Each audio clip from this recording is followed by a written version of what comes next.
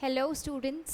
आपके CMA foundation का जो पेपर नंबर 1 है विच इज़ लॉ में हमने सारे चैप्टर्स को डिटेल में डिस्कस किया एंड आज मैं स्टार्ट कर रही हूँ आपके साथ MCQ सीरीज़। बेसिकली ये सीरीज़ हम आपके लिए लेकर आए हैं जिसमें MCQ के साथ साथ सारे ऑब्जेक्टिव क्वेश्चंस आपको देखने को मिलेंगे। तो आपके सिलेबस में किस तरीके के क्वेश्चंस आपको एग्जाम में पूछे जाते हैं, सारे ही क्वेश्चंस एग्जाम ओरिएंटेड है जो मैं आज आपके साथ डिस्कस करने वाली हूँ। ठीक है, आपके सिलेबस में हमारे लिए लॉ में बिगनिंग में एक पोर्शन आता है कि लॉ डिराइव कहाँ से हुआ, ये जो इंडिया में कॉन्स्टिट्यूशन है ये कैसे बना, लॉ पास कैसे होता है, ये सारी बातें। तो बच्चों सिलेबस स्टार्ट करने से पहले हमने भी ये बातें की थी। ठीक है, आज हम MCQ के थ्रू उन इम्पॉर्टेंट क्वेश्चंस को डिस्कस कर लेंगे कि कैसे लॉ डिराइव हुआ, सोर्स क्या है उसका। तो जो बेसिक आपका चैप्टर था वो बेसिक आपका ऑब्जेक्टिव के थ्रू ही कंप्लीट हो जाएगा और बाकी के चैप्टर्स तो आपने डिटेल में पढ़े ही हैं। ठीक है, तो क्वेश्चन नंबर 1 देखिए, सबसे पहले हम MCQ क्वेश्चंस की बात करेंगे। तो क्वेश्चन नंबर 1 कहता है what are the sources of law. पहली बात तो बच्चों लॉ क्या होता है ये मैं आपको ऑलरेडी बता चुकी हूँ कि लॉ का मतलब वो सारे रूल्स एंड रेगुलेशंस होते हैं जो बनाता कौन है, लेजिस्लेचर। किसी भी कंट्री का लेजिस्लेचर या लेजिस्लेशन भी बोल सकते हैं। ठीक है, हमारी कंट्री के लिए लेजिस्लेचर कौन है, पार्लियामेंट। पार्लियामेंट में 3 हाउस होते, 2 हाउस होते हैं और एक प्रेसिडेंट सर की मंजूरी चाहिए होती है। ये बातें हमने लॉ स्टार्ट करने से पहले कर ली थी। ठीक है, तो देखो ये जो लॉ है ये इसका सोर्स कहाँ कहाँ से लिया गया है, इन कानून के प्रोविजंस को कहाँ कहाँ से लिया जाता है, सोर्स क्या है इसका। तो देखो हमारे इंडिया के constitution is the major source of law. हमारे इंडिया का कॉन्स्टिट्यूशन सबसे बड़ा सोर्स है लॉ का। दूसरा, जुडिशियल प्रेसिडेंट्स जो होते हैं, मतलब कोर्ट में जो जजेस के थ्रू डिसीजंस लिए गए हैं या जो रूल्स जजेस फॉलो करते हैं वो सारी बातें। कस्टमरी लॉ जो बना हुआ है, कस्टमरी लॉ जो पहले से फॉलो होता आ रहा है। स्टैट्यूट्स, लॉ एंड स्टैट्यूट्स मतलब कुछ प्रोविजंस जो पहले से फॉलो होते आ रहे हैं। एंड ऑर्डिनेंस, ऑर्डिनेंस का मतलब कुछ रूल्स एंड रेगुलेशन जो गवर्नमेंट इशू करती है बच्चों। तो ये सभी के सभी क्या है, ये सभी के सभी लॉ के सोर्सेज है। तो इसका आंसर होना चाहिए ऑप्शन नंबर बी। ठीक है, आपके एग्जाम में आई एम रिपीटिंग अगेन, जितने भी एग्जाम ओरिएंटेड क्वेश्चन है सारे हम आज डिस्कस करने वाले हैं। तो पूरे सिलेबस करने के बाद आपको ये सीरीज जरूर से क्या करनी है, देखनी है बिल्कुल। So which article in the constitution of India 1950 has provisions for introduction of a bill in the parliament of India. ये कह रहे हैं कि पहली बात तो बच्चों कॉन्स्टिट्यूशन में ना बहुत सारे आर्टिकल्स लिखे हुए हैं और हर आर्टिकल में अलग अलग बातें करी हुई है। ठीक है, हमारे इंडिया का कॉन्स्टिट्यूशन क्या है, कॉन्स्टिट्यूशन का मतलब वो डॉक्यूमेंट, कॉन्स्टिट्यूशन का मतलब हमारे देश का वो डॉक्यूमेंट जिसमें क्या लिखा है, हम बीइंग एन इंडियन सिटीजन क्या राइट रखते हैं, हमारे राइट्स लिखे हैं वहाँ पे। दूसरी बात, गवर्नमेंट के साथ गवर्नमेंट की जो पावर है सारी बातें क्या लिखी है, कॉन्स्टिट्यूशन में लिखी है। सारे रूल्स एंड रेगुलेशन कॉन्स्टिट्यूशन में लिखे हैं। तो वहीं कॉन्स्टिट्यूशन का कौन सा आर्टिकल है जो बताता है कि बिल कैसे पास किया जाए पार्लियामेंट में, कौन सा आर्टिकल होगा। So it will be article 107। Ma'am ये याद कैसे रहेंगे, तो हमें ये बेसिक चैप्टर याद करना पड़ेगा। आपके मॉड्यूल में बेसिक चैप्टर दिया हुआ है, चैप्टर नंबर 1 जो आपको रीड करना है और ये सारी बातें आपको याद होनी चाहिए। ठीक है, उस चैप्टर में बेसिकली यही बात है कि लॉ क्या होता है, लॉ डिराइव कैसे हुआ। तो इसका एक ओवरव्यू मैं आपको सिलेबस स्टार्ट करते हुए ही दे चुकी हूँ। ठीक है, और हम इसके इंपॉर्टेंट क्वेश्चंस भी कर रहे हैं। So you have to go through those chapters through module also. All right. Question number 3. Money bill is introduced in which house of parliament? जो मनी बिल है बच्चों वो पार्लियामेंट के कौन से हाउस में इंट्रोड्यूस होता है, it is council of people which is lok sabha, council of people, yes. Under what article of constitution of India 1950 is the president of India empowered to make an ordinance? Ordinance क्या होता है बच्चों, ordinance का मतलब होता है government कुछ rules and regulation पास करती है। ठीक है, तो आर्टिकल कॉन्स्टिट्यूशन के कौन से आर्टिकल में ये बात लिखी है कि प्रेसिडेंट के पास पावर है ऑर्डिनेंस पास करने की। हाँ जी, तो ये लिखी है आर्टिकल 123 में। ठीक है, आर्टिकल 123 में ये सारी बातें, इनमें से कुछ समझने वाला नहीं है, we have to learn these things. और यहाँ पे इंपॉर्टेंट क्वेश्चंस जब आप प्रैक्टिस करेंगे अपने आप ये बातें आपको लर्न हो जाएंगी। ठीक है, the essence of subordinate legislation can be found in which article of constitution. फिर से पूछा है कि कॉन्स्टिट्यूशन के किस आर्टिकल में लिखा है सबऑर्डिनेट लेजिस्लेशन के बारे में। सो इट इज आर्टिकल 13। आर्टिकल 13 में ये बातें लिखी है। एक बात आप लोग गौर कर पा रहे हैं कि ये जो कॉन्स्टिट्यूशन में जो आर्टिकल्स है ना, ये आपको याद करने हैं, जो आपके मॉड्यूल में दिए हुए हैं वो हर आर्टिकल आपको याद करना है, एमसीक्यू पर्पस से क्या है, इंपॉर्टेंट है।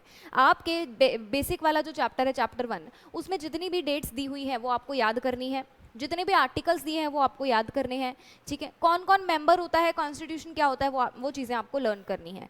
इसके अलावा जितने भी चैप्टर हमने किए हैं वो तो क्या है, कंसेप्चुअल है, वो आपको अपने आप लर्न हो चुके होंगे क्लासेस के दौरान, लेकिन चैप्टर नंबर 1 थोड़ा कंसेप्चुअल नहीं है, ये लर्न करने वाला chapter. So you have to learn these things.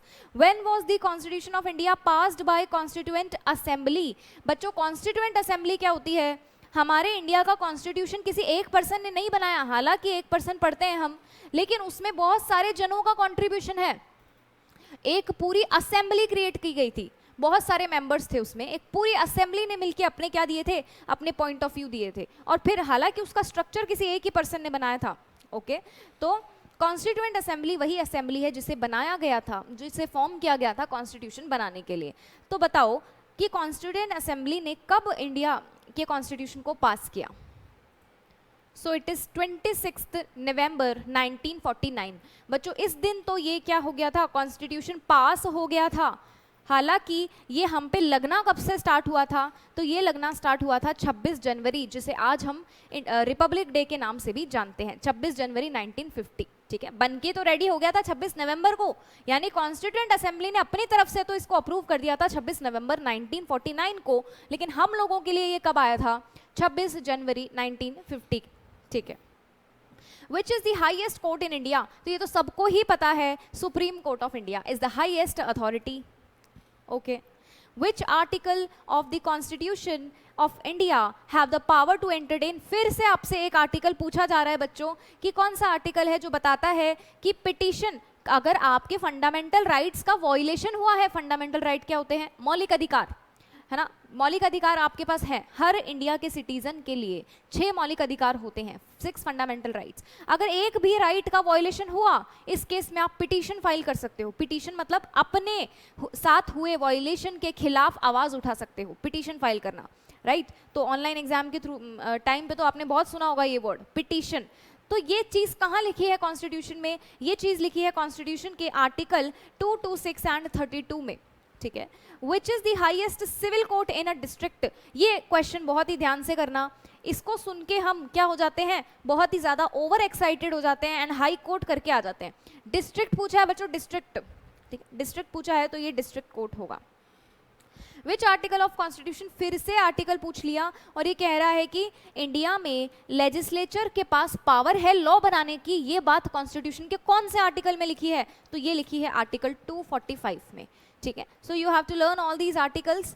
इनके अलावा भी बुक में जितने आर्टिकल्स दिए हैं आप लोगों को लर्न रखने हैं। Now when was the supreme court of India establish, बहुत ही इंपॉर्टेंट क्वेश्चन है कि इंडिया में सुप्रीम कोर्ट कब एस्टैब्लिश हुआ था। So it was 26 January 1950। ठीक है। Which article of constitution of India stipulates law made by supreme court of India. तो हमारे कॉन्स्टिट्यूशन का कौन सा आर्टिकल कहता है कि सुप्रीम कोर्ट अगर कोई लॉ बना देगा तो वो सुपीरियर लॉ होगा, ये कौन सा आर्टिकल कहता है, आर्टिकल 141 कहता है।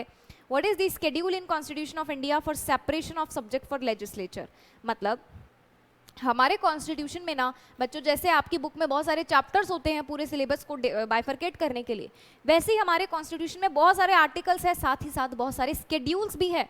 स्केड्यूल का मतलब लिस्ट होती है, ठीक है, तो बहुत सारे स्केड्यूल भी है। ये पूछ रहा है कौन सा स्केड्यूल बताता है कि लेजिस्लेचर का क्या क्या अलग अलग काम है, separation for subject. So it is 7th schedule। 7th schedule, what kind of structure does the Indian Constitution have? हमारे इंडियन कॉन्स्टिट्यूशन का स्ट्रक्चर सभी जानते हैं क्या है, फेडरल है। फेडरल का मतलब है कि पावर सेंट्रल गवर्नमेंट के पास भी है एंड उन्होंने अपनी पावर डेलीगेट की है स्टेट गवर्नमेंट्स को भी। फेडरल का मतलब होता है कि all the governments are connected with each other, कि सारी की सारी पावर सेंट्रलाइज नहीं की गई है पर कुछ पावर को डेलीगेट भी किया गया है, तो ये होती है federal structure. Okay. Under which article can we amend the provision of constitution of India. तो देखो हमारे इंडिया के कॉन्स्टिट्यूशन ने बच्चों ये भी अलाउ किया है कि हम फ्यूचर में इस कॉन्स्टिट्यूशन को अमेंड भी कर सकते हैं एज पर नीड। मतलब हमारी गवर्नमेंट कॉन्स्टिट्यूशन में अमेंडमेंट भी ला सकती है। अमेंडमेंट मतलब चेंजेस ला सकती है एज पर द नीड। काफ़ी सारे चेंजेस आए भी हैं। जब 49 में ये कॉन्स्टिट्यूशन बन के रेडी हुआ, उसके बाद से ना जाने कितने कॉन्स्टिट्यूशन में अमेंडमेंट आ चुके हैं, ठीक है, कितने, मोर देन 100 अमेंडमेंट्स आ चुके हैं, मोर देन 100। तो ये बात कहाँ लिखी है? आर्टिकल 368 में लिखी है कि हम अमेंडमेंट ला सकते हैं, which is the lowest court to approach for criminal matter. अगर किसी ने क्राइम किया है, उस केस में सबसे छोटी अथॉरिटी क्या होती है? Judicial authority, that is judicial magistrate, ठीक है। मेंशन द नंबर ऑफ जजेस in supreme court of India including chief justice of India currently. तो सुप्रीम कोर्ट में कितने जजेस रहते हैं total? Yes, so it is 34। Fundamental rights are mentioned under which part of constitution of India? हमारे India के constitution के कौन से पार्ट में? मैंने बताया ना अभी 6 फंडामेंटल राइट है। कहाँ लिखे हुए हैं? ये लिखे हुए हैं पार्ट नंबर 3 में। Now municipalities are provided for authority under which part of constitution of India? हमारे इंडिया में म्यूनिसिपैलिटी को भी काफी अथॉरिटी दी गई है। तो ये कॉन्स्टिट्यूशन के किस पार्ट में है? ये है पार्ट 9A में। बच्चों, कॉन्स्टिट्यूशन काफी सारे पार्ट्स में डिवाइडेड है, फिर वो पार्ट भी सब पार्ट्स में डिवाइडेड है, 9A, 9B, 9C, ठीक है, इस तरीके से सब पार्ट्स में काफी सारे आर्टिकल्स लिखे हैं। आर्टिकल्स के साथ साथ स्केड्यूल्स भी अटैच्ड होते हैं, ठीक है। Next, under what article of constitution of India 1950 is the governor of state empowered with the मैंने कहा कि कॉन्स्टिट्यूशन में कहाँ लिखा है कि आपका जो गवर्नर ऑफ स्टेट होगा वो भी ऑर्डिनेंस पास कर सकता है? ये बात कहाँ लिखी है? आर्टिकल 213 में लिखी है, ठीक है। अच्छा, कि पर्सनल लॉ क्या होते हैं? पर्सनल लॉ के बारे में आप लोगों ने सुना होगा। देखो, हिंदू लॉ, मुस्लिम लॉ, क्रिश्चियन लॉ, ठीक है, मतलब आपका क्राइस्ट लॉ, ये सारी चीज़ें क्या होती है? पर्सनल लॉ होती है। यानी एक पर्सन के कस्टम, रिलीजियस बिलीफ से बन के कोई अगर लॉ बना है, लाइक हिंदू लॉ में क्या है, हमारे जो हिंदू रिलीजन है, हिंदू रिलीजन वाले लोग हैं, उनके कस्टम यानी उनके रिलीजियस बिलीफ के अकॉर्डिंग वो लॉ बनाया गया था, हिंदू लॉ। मुस्लिम लॉ में मुस्लिम बिलीफ के अकॉर्डिंग बनाया गया है, ठीक है। तो अलग अलग लॉ होते हैं, इन सब जो अकॉर्डिंग टू देयर रिलीजन होते हैं, अकॉर्डिंग टू देयर कस्टम होते हैं, इन्हें हम कहते हैं पर्सनल लॉ। तो इसका आंसर बी होगा। विच आर्टिकल ऑफ कॉन्स्टिट्यूशन, फिर से आर्टिकल पूछ लिया आपसे कि बताओ which article of constitution of India deal with inconsistency between law made by parliament and legislature of states. तो legislature of state and parliament दोनों ने अलग अलग लॉ बनाए, दोनों के बीच में थोड़ी सी इनकंसिस्टेंसी आ सकती है। ये बात कॉन्स्टिट्यूशन में कौन से आर्टिकल में लिखी है? तो ये बात लिखी है आर्टिकल 254 में, ठीक है। प्राइवेट बिल क्या होता है बच्चों? प्राइवेट बिल, देखो बिल क्या होता है? सबसे पहली बात, अगर कोई भी लॉ बनाना होता है ना, उसके लिए हम अपने मान लो पब्लिक चाहती है कि इंडिया में कोई लॉ बनना चाहिए, तो पब्लिक क्या करने लग जाती है? पिटीशन फाइल करती है, अपील लगाती है, रोड पे धरना लगाने लग जाती है ना, ये सब करते हैं हम, ओके। तो इससे क्या होता है? गवर्नमेंट की नज़रों में आती है वो बात, फिर गवर्नमेंट सोचती है हाँ सच में ये लॉ बनाना चाहिए हमें। लॉ बनाने का पहला स्टेप होता है, मैं बता चुकी हूँ आपको, कि एक बिल भेजा जाता है पार्लियामेंट में। बिल भेजा जाता है, बिल का मतलब एक ऑफर या फिर एक ना सबके लिए प्रपोजल भेजा गया है कि हमें ये लॉ पास करना चाहिए। वो बिल सबसे पहले लोकसभा राज्यसभा से होकर फिर उसके बाद प्रेसिडेंट सर से अप्रूवल उसकी मिलती है। अगर पार्लियामेंट से, हाउस ऑफ पार्लियामेंट से अप्रूव होते हुए प्रेसिडेंट सर ने उसको साइन कर दिया तो वो बिल एक एक्ट बन जाता है, ठीक है। तो बिल दो तरीके के होते हैं बच्चों, बिल को इंट्रोड्यूस दो लोग करते हैं, दो तरीके के बिल होते हैं, private and public bill. Public bill को लेजिस्लेशन ऑफर करती है, प्राइवेट बिल को मेंबर ऑफ पार्लियामेंट इंट्रोड्यूस करते हैं, यानी एमपी। ऐसा एमपी जो मिनिस्टर नहीं है, ऐसा एमपी इंट्रोड्यूस करता है प्राइवेट बिल को, ठीक है। इसका ऑप्शन नंबर ए है। Parliament of union of India which shell consist, India parliament में क्या क्या होता है? तो ये तो मैं आपको पहले बता चुकी हूँ कि president sir, Rajya Sabha, Lok Sabha, option 1 होगा इसका। सेकेंडरी या सब ordinate legislation can not go beyond. देखो लेजिस्लेशन एक तो होता है प्राइमरी, एक होता है सेकेंडरी। सेकेंडरी वाला जो है कॉन्स्टिट्यूशन के बियॉन्ड नहीं जा सकता। जो बातें कॉन्स्टिट्यूशन में लिखी हैं, लेजिस्लेशन मतलब पार्लियामेंट, पार्लियामेंट उसके खिलाफ नहीं जा सकता, ठीक है। Option B. ओके तो यहाँ तक थे आपके chapter number 1 which was basic, उसके कुछ क्वेश्चंस, और इन क्वेश्चंस को देख के आपको समझ में आ गया होगा कि उस चैप्टर में कुछ भी कंसेप्चुअल नहीं है बच्चों, आपको रीड करना है उस चैप्टर को and you have to learn all these articles. ये क्वेश्चंस आपको साथ में ज़रूर से सॉल्व करने हैं, ठीक है। नेक्स्ट हम स्टार्ट करते हैं आपकी फर्दर बिजनेस लॉ। इसमें पहला है वॉइडेबल कॉन्ट्रैक्ट इज वन। बच्चों कॉन्ट्रैक्ट एक्ट पे आ जाइए। कॉन्ट्रैक्ट में वॉइडेबल कॉन्ट्रैक्ट क्या होता है? Voidable contract is a contract which can be void at the option of aggrieved party, ठीक है। तो देखो which is valid so long it is avoided not avoided by the party entitled to do so. इसका मतलब क्या है कि ऐसा कॉन्ट्रैक्ट जो जब तक वैलिड है, तब तक वैलिड है जब तक कोई उसे अवॉइड ना करना चाहे, और वो कोई कौन है? वो है party entitled to do so. मतलब ऐसी पार्टी जिसके पास अथॉरिटी है, ये बात कर रहा है अग्रीव्ड पार्टी की, ठीक है। Okay the difference between an advertisement for sale and a proposal. Advertisement for sale क्या होता है? It is an invitation to offer बच्चों। और प्रपोजल क्या होता है? Proposal is an offer. दोनों में डिफरेंस क्या है? डिफरेंस ये है कि प्रपोजल तो, अगर प्रपोजल तो है, प्रॉमिस बन जाता है कब? जब उसे एक्सेप्टेंस मिल जाए। प्रपोजल मतलब ऑफर, ऑफर तो प्रॉमिस बन जाता है जब उसे एक्सेप्टेंस मिल जाए, लेकिन इनविटेशन टू ऑफर को एक्सेप्टेंस मिलने के बाद वो प्रॉमिस नहीं बनता, वो बनता है ऑफर। तो आपका ऑप्शन बी।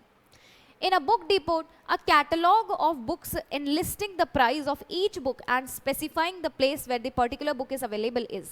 ध्यान से पढ़ना, कुछ बहुत ही कोहिनूर बच्चे जल्दी जल्दी में पढ़ के इसको गलत इंटरप्रिटेट ना करें। तो देखो एक बुक डिपॉट है जहाँ पे कैटलॉग रखी है। कैटलॉग वर्ड सुनते ही आपको लगेगा इन्विटेशन टू ऑफर है, नहीं। कैटलॉग रखी है, उसमें क्या लिखा है? हर बुक की प्राइस क्या है और हर बुक कहाँ मिलती है, कहाँ मिलती है, specifying the place where the particular book is available. तो ये क्या बता रहा है? ये आपको बता रहा है an invitation to visit the book shop, not an invitation to offer. Okay a catalogue of goods of company for sale, मतलब एक कैटलॉग है किसी कंपनी का जो सेल करना चाहती है, dash a series of offer. ये क्या है? कैटलॉग। इस बार वो कंपनी खुद सेल करना चाहती है, वो प्लेस नहीं बता रही है, तो ये क्या है? Invitation to offer. ये सीरीज ऑफ ऑफर नहीं है, ये है इनविटेशन टू ऑफर। तो यहाँ आ जाएगा इज नॉट, वो सीरीज ऑफ ऑफर नहीं है, वो है invitation to offer, option number B. An offer does not lapse, एक ऑफर लैप्स नहीं होता if the offer dies, the offeree dies, acceptance is made by the offeree in ignorance of death and with the knowledge of death। तो option number C. देखो अगर आपने एक तो होता है ऑफरर बच्चों, एक होता है ऑफरर और एक होता है ऑफरी। ऑफरर ने ऑफर दिया, ऑफरी को एक्सेप्टेंस देनी होती है। अगर ऑफरी ने एक्सेप्टेंस दे दी लेकिन उसे पता ही नहीं है कि ऑफरर की डेथ हो चुकी है, ठीक है, इस केस में आपका ये जो ऑफर है ये लैप्स नहीं होता है। ये बात हम पढ़ चुके हैं, तो ऑप्शन सी इसका आंसर होगा। अ टेलीफोनिक एक्सेप्टेंस, ये भी पढ़ा चुकी हूँ मैं कि आपकी कम्युनिकेशन कब होती है? एक्सेप्टेंस की, communication of acceptance as well as offer, ये पढ़ चुके हैं हम। A telephonic acceptance is complete when the offer is heard and understood by the offeror. Offeror जब तक इसको सुन लेगा, समझ लेगा, उसके बाद आप इसको वापस नहीं कर सकते, रिवोक नहीं कर सकते। With regard to the contractual capacity of a person of unsound mind, which one of the following statement is most appropriate? कौन सी स्टेटमेंट ज्यादा अप्रोप्रिएट लग रही है? A person of unsound mind can never enter into a contract, बिल्कुल सही है। लेकिन unsound mind का पर्सन क्या कभी भी एंटर नहीं कर सकता कॉन्ट्रैक्ट में? सोचना जरा। A person of unsound mind can enter, ये तो बिल्कुल गलत है, साफ साफ ये पता लग रहा है। इस पे एक बार सोचो आप लोग।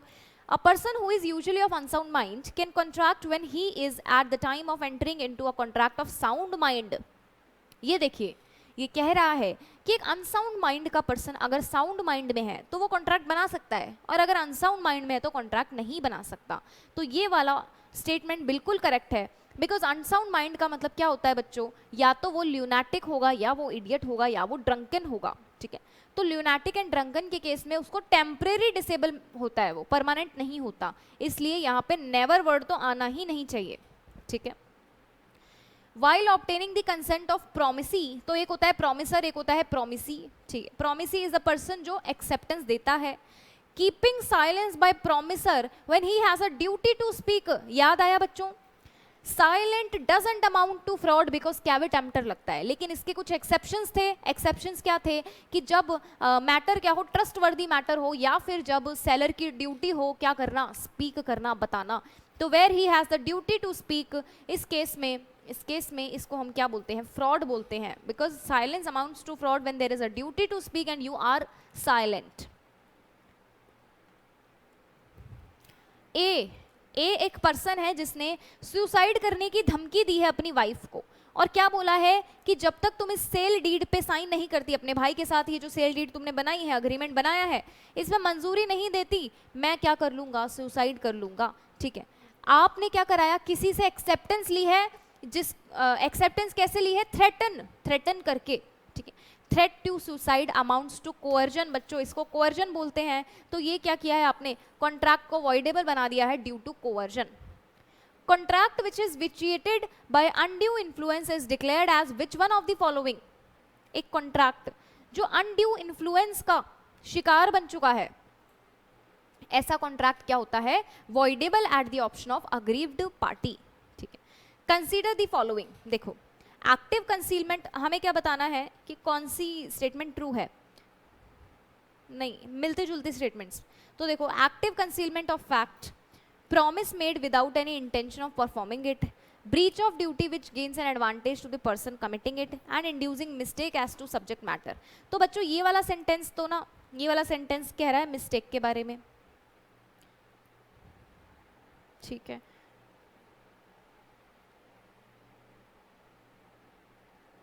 ये दोनों स्टेटमेंट किसके बारे में, active concealment of fact and promise made without an intention of performing it. ये क्या है, क्या ये कोअर्जन है, क्या ये फ्रॉड है, बिल्कुल ये फ्रॉड है। ठीक है, जब आप किसी चीज को जानबूझ के छुपाते हैं, जब आप जानबूझ के ऐसा प्रॉमिस कर रहे हैं कि मैं ये काम करूंगा, बट आप जानते हैं आप ही वो काम नहीं करने वाले, क्या फ्रॉड। तो दोनों सेंटेंसेस फ्रॉड के हैं, इसलिए ये साथ में मिलते हैं, और आपका आंसर होगा ए, ऑप्शन ए। ठीक है, फैक्टर्स विशिएटिंग कंसेंट आर, देखो किसी की कंसेंट को अफेक्ट करने वाले फैक्टर क्या हो सकते हैं, कोअर्जन, अनड्यू इन्फ्लुएंस, फ्रॉड, ये सारी बातें हम पढ़ चुके हैं, तभी तो हम उसको कहते हैं फ्री कंसेंट में पढ़ा था ना हमने ये बात, फ्री कंसेंट होनी चाहिए। और फ्री कंसेंट कब नहीं मानी जाएगी, जब coercion, undue influence, fraud, misrepresentation या मिस्टेक होता है। ठीक है, ये बात हम पढ़ चुके हैं। सो ऑल ऑफ दीज, इसका आंसर होगा ऑल ऑफ दीज। मिसरिप्रेजेंटेशन का मतलब क्या होता है, अनवारंटेड असर्शन। ठीक है, any breach of duty without an intent to deceive, बिल्कुल ये भी करेक्ट है। और इनोसेंट मिस्टेक, बच्चों मिसरिप्रेजेंटेशन का मतलब है गलत तो बता दिया लेकिन आपका इंटेंशन नहीं था ऐसा, तो all of the above. If a party stands in a fiduciary relation to other, then he cannot dominate, he can dominate the will of other। बिल्कुल हमने अनड्यू इन्फ्लुएंस में पढ़ा है कि अगर दो पार्टी के बीच में फिड्यूशियरी रिलेशन होता है तो एक हो जाती है डोमिनेट पार्टी और एक हो जाती है सबसिस्टिंग पार्टी। डोमिनेंट पार्टी क्या करती है, उसके साथ अनड्यू इन्फ्लुएंस करती है, तो he can dominate the will of other. A person is deemed to be in a position to dominate the will of other if he holds real or apparent authority, stands in fiduciary relationship। तो बच्चों देखो, एक party होती है dominant और एक होती है सबसिस्टिंग पार्टी। एक पार्टी डोमिनेंट कब बन सकती है, या तो जब क्या होगी, वो अपेरेंट अथॉरिटी होगी, रियल अथॉरिटी, मतलब उसके पास क्या होगी, पावर होगी, पावर, जैसे गांव का सरपंच। सेकेंड, जब उसके और पार्टी के बीच में फिड्यूशियरी रिलेशंस होंगे। ये दो ही कारण होते हैं अनड्यू इन्फ्लुएंस के। ठीक है, तो A and B, option C is your answer. Now, if both the parties to a contract believe in existence of a subject which in fact does not exist, the agreement would be। तो ये क्या है बच्चों, agreement है पर mistake से बनाया गया है। मिस्टेक भी किस चीज की है, मिस्टेक ऑफ फैक्ट, और ये भी बायलेटरल मिस्टेक है। बायलेटरल मिस्टेक क्या माफ हो सकती है, नहीं। कोर्ट कहता है कि दोनों के दोनों ने मिस्टेक कर दी, मैं किस पे किस पे चार्ज लगाऊं। कोर्ट कहता है कि दोनों पार्टीज ने ही मिस्टेक की है, मैं किस पे चार्ज लगाऊं, कॉन्ट्रैक्ट वॉइड बन जाता है, वॉइड। ठीक है, बहुत ही ध्यान से सुनना कि अगर बायलेटरल मिस्टेक है, बायलेटरल मिस्टेक भी वॉइड होती है। बायलेटरल मिस्टेक क्या होती है, वैलिड, और मिस्टेक से बना हुआ कॉन्ट्रैक्ट क्या है, वॉइड है। For a valid contract both the parties should have given their consent, बिल्कुल सही है. The consent should be free, बिल्कुल सही है. तो इसका आंसर होना चाहिए C option. When both the parties to an agreement are under a mistake as to matter of fact essential to an agreement, the agreement is. ठीक है, तो दोनों पार्टी ने की है, क्या है ये, बायलेटरल मिस्टेक है, तो फिर से कॉन्ट्रैक्ट क्या हो जाएगा, वॉइड हो जाएगा. In Indian contract Act the term consensus ad idem, consensus ad idem का मतलब होता है बच्चों मीटिंग ऑफ माइंड्स. तो parties agreeing upon the same thing in same sense. To prove undue influence the plaintiff has to prove that the relations subsisting between the parties are such that the defendant was in a position to dominate the will of plaintiff. बिल्कुल ये भी सही है. तो देखो बच्चों, एक होती है पार्टी प्लेंटिफ और एक होती है डिफेंडेंट. प्लेंटिफ वो है जिसने केस किया है, डिफेंडेंट मतलब जो अपने आप को डिफेंड कर रहा है. ठीक है, एक होता है डिफेंडेंट, एक होता है प्लेंटिफ. ये कह रहा है अनड्यू इन्फ्लुएंस होने की वजह से the relation subsisting between the parties are such that the defendant was in a position to dominate the will of the plaintiff. ठीक है, तो ये बात सही है कि एक पार्टी डोमिनेट कर रही होती है दूसरे को. The defendant used that position to obtain an unfair advantage from the plaintiff. तो एक पर्सन ने अपनी पोजीशन का अनफेयर एडवांटेज उठाया, यही तो होता है अनड्यू इन्फ्लुएंस. और इसका आंसर होगा both A and B. The validity of contract is not affected by, एक कॉन्ट्रैक्ट वॉइड बन जाता है अगर है मिस्टेक ऑफ फैक्ट, अगर है मिस्टेक ऑफ इंडियन लॉ. लेकिन मिस रिप्रेजेंटेशन की वजह से कॉन्ट्रैक्ट वॉइड नहीं बनता, बिकॉज मिस रिप्रेजेंटेशन अनइंटेंशनली होती है. फ्रॉड से भी क्या बन जाता है, वो वॉइड बन जाता है, इसलिए मिस रिप्रेजेंटेशन इसका आंसर. एक minute. Validity of contract is not affected bye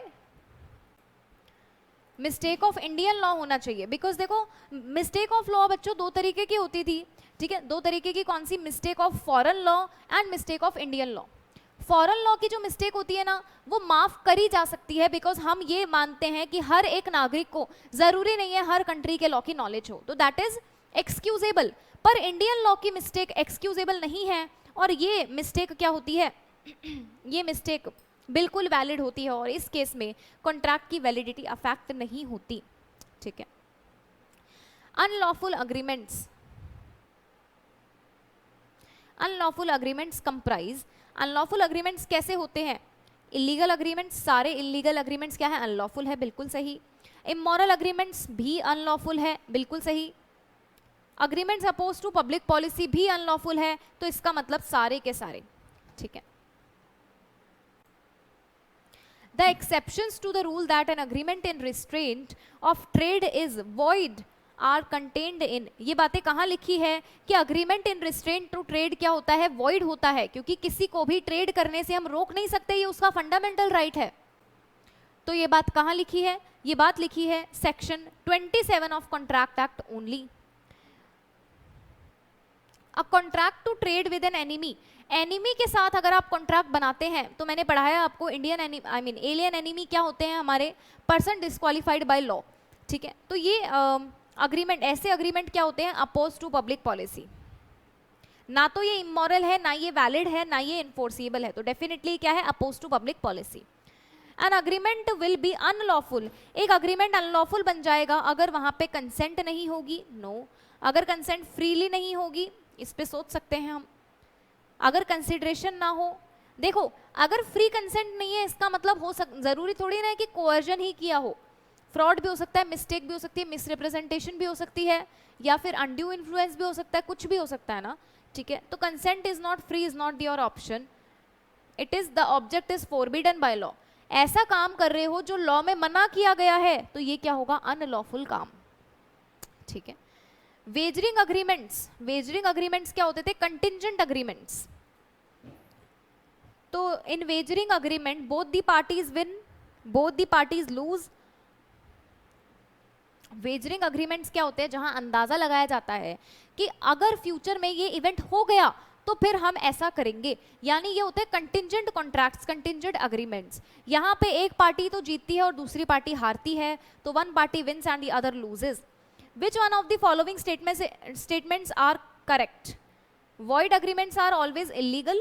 जरूरी नहीं है कि void agreements हमेशा illegal हो बच्चों. ठीक है, लीगल होने के बाद भी वो वॉइड हो सकते हैं, एज द केस में बी। इलीगल अग्रीमेंट्स वॉइडेबल होते हैं? नो, इलीगल अग्रीमेंट्स वॉइड होते हैं, वॉइडेबल नहीं होते हैं। इलीगल अग्रीमेंट्स जो है वो रेटिफाई हो सकते हैं, मतलब सुधारे जा सकते हैं, बिल्कुल नहीं सुधारे जा सकते। एंड इलीगल अग्रीमेंट्स हमेशा क्या होते हैं? वॉइड होते हैं। ऑप्शन डी इसका आंसर है। विच one of the following is not a wagering agreement? Lottery, agreement to buy a ticket for lottery, commercial transaction the intention of which is not to deliver goods but only to pay the difference in price, and a contract of insurance. So a contract of insurance is not a wagering agreement बच्चों, क्योंकि lottery भी wagering होती है, ये भी contingent है, आगे आने वाले फ्यूचर इवेंट पे डिपेंड करता है। Agreement to buy a ticket for lottery is definitely a wagering contract. और ऐसी कमर्शियल ट्रांजैक्शन जहां पे आप क्या कर रहे हो, स्टिपुलेशन, आई मीन आप प्राइजेस के फ्लक्चुएशन के बीच में कॉन्ट्रैक्ट बना रहे हैं, ये भी वेजरिंग है। लेकिन कॉन्ट्रैक्ट ऑफ इंश्योरेंस बिल्कुल भी वेजरिंग अग्रीमेंट नहीं होता। So your option is D. A wagering agreement in India is declared by the Contract Act as illegal and void? No, void but not illegal. देखो wagering contract करना illegal नहीं है पर void है बच्चों। Which one of the following is a void agreement? An agreement without consideration, an agreement in restraint of marriage, an agreement in restraint of trade। तो बच्चों ये सारे ही agreement क्या है? void हैं। An agreement which restricts a person's freedom to marry or to marry any person of his choice is against public policy। ऐसा agreement जो किसी पर्सन को मैरिज करने से रोकता है, उसके मैरिज करने की फ्रीडम को रोकता है, या अपनी मर्जी से मैरिज करने की फ्रीडम को रोकता है, ऐसे अग्रीमेंट्स क्या होते हैं? void होते हैं definitely. An agreement of service under which an employee agrees that he will serve a particular employer for a certain duration and that he will not serve anybody else during that period is। तो ऐसा agreement जहां पे आप किसी के साथ काम कर रहे हैं, सर्विस दे रहे हैं किसी को, जैसे एम्प्लॉयमेंट की बात करें, एम्प्लॉयमेंट के अंडर भी आपसे ऐसे अग्रीमेंट्स बनवाए जाते हैं कि जब तक आप इस कंपनी में काम करेंगे आप किसी और की कंपनी में जाकर काम नहीं करेंगे। ये अग्रीमेंट्स बच्चों वैलिड होते हैं, बिल्कुल वैलिड होते हैं। ठीक है। If the seller agrees to supply all the goods produced by him to a certain buyer and nobody else, and the buyer also in turn undertake to accept the whole of the quantity, तो ऐसे agreements कैसे, ऐसे agreements क्या कहलाते हैं? तो बच्चों ये agreement बिल्कुल void नहीं है, ये soulless agreement कुछ नहीं होता, and ये illegal agreement भी नहीं है। तो none of these। M, Mr. M, who is a dealer in mustard oil only, agrees to sell to N 500 liters of oil।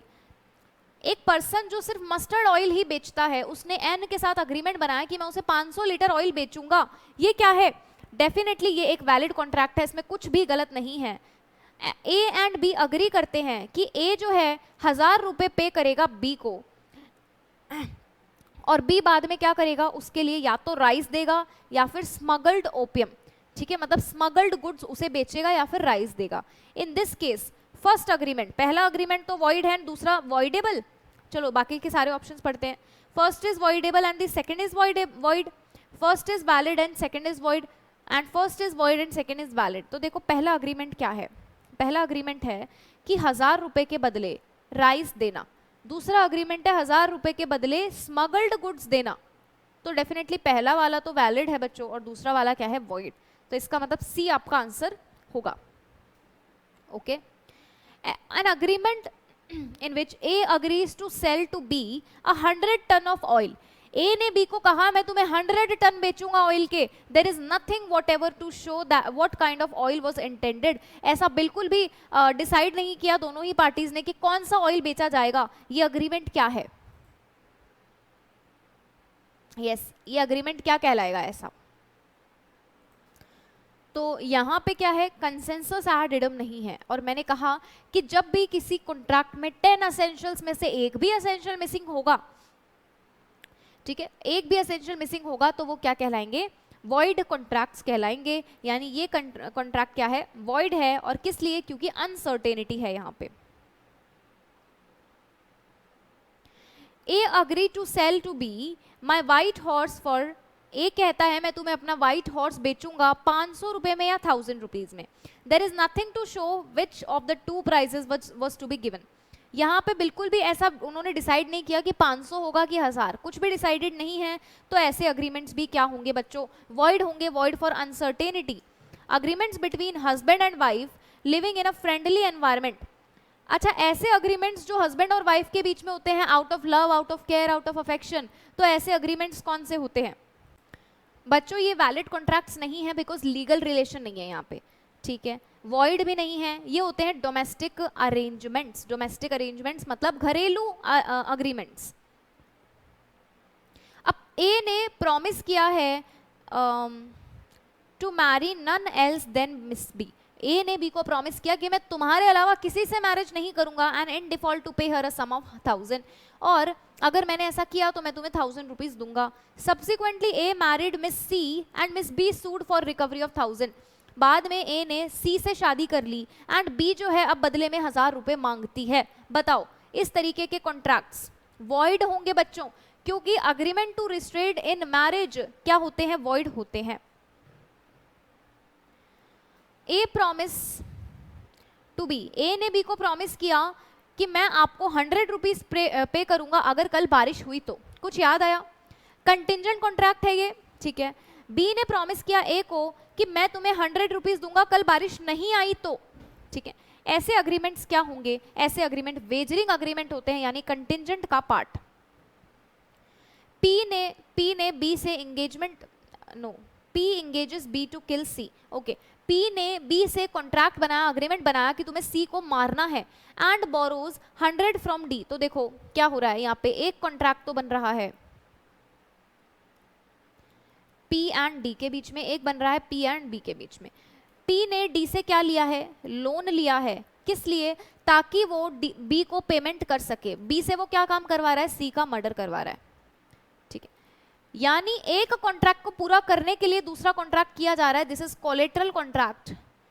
और अगर मेन कॉन्ट्रैक्ट आपका वॉइड होता है तो कोलेटरल कॉन्ट्रैक्ट क्या, आई मीन मेन कॉन्ट्रैक्ट अगर आपका illegal होता है तो फिर आपका कोलेटरल कॉन्ट्रैक्ट क्या होता है, बिल्कुल वॉइड हो जाता है। लेकिन यहां पे पूछ रहा है ये ट्रांजैक्शन कैसी है, ये ट्रांजैक्शन इलीगल है, illegal. Now A leaves a firm doing a particular business in Mumbai.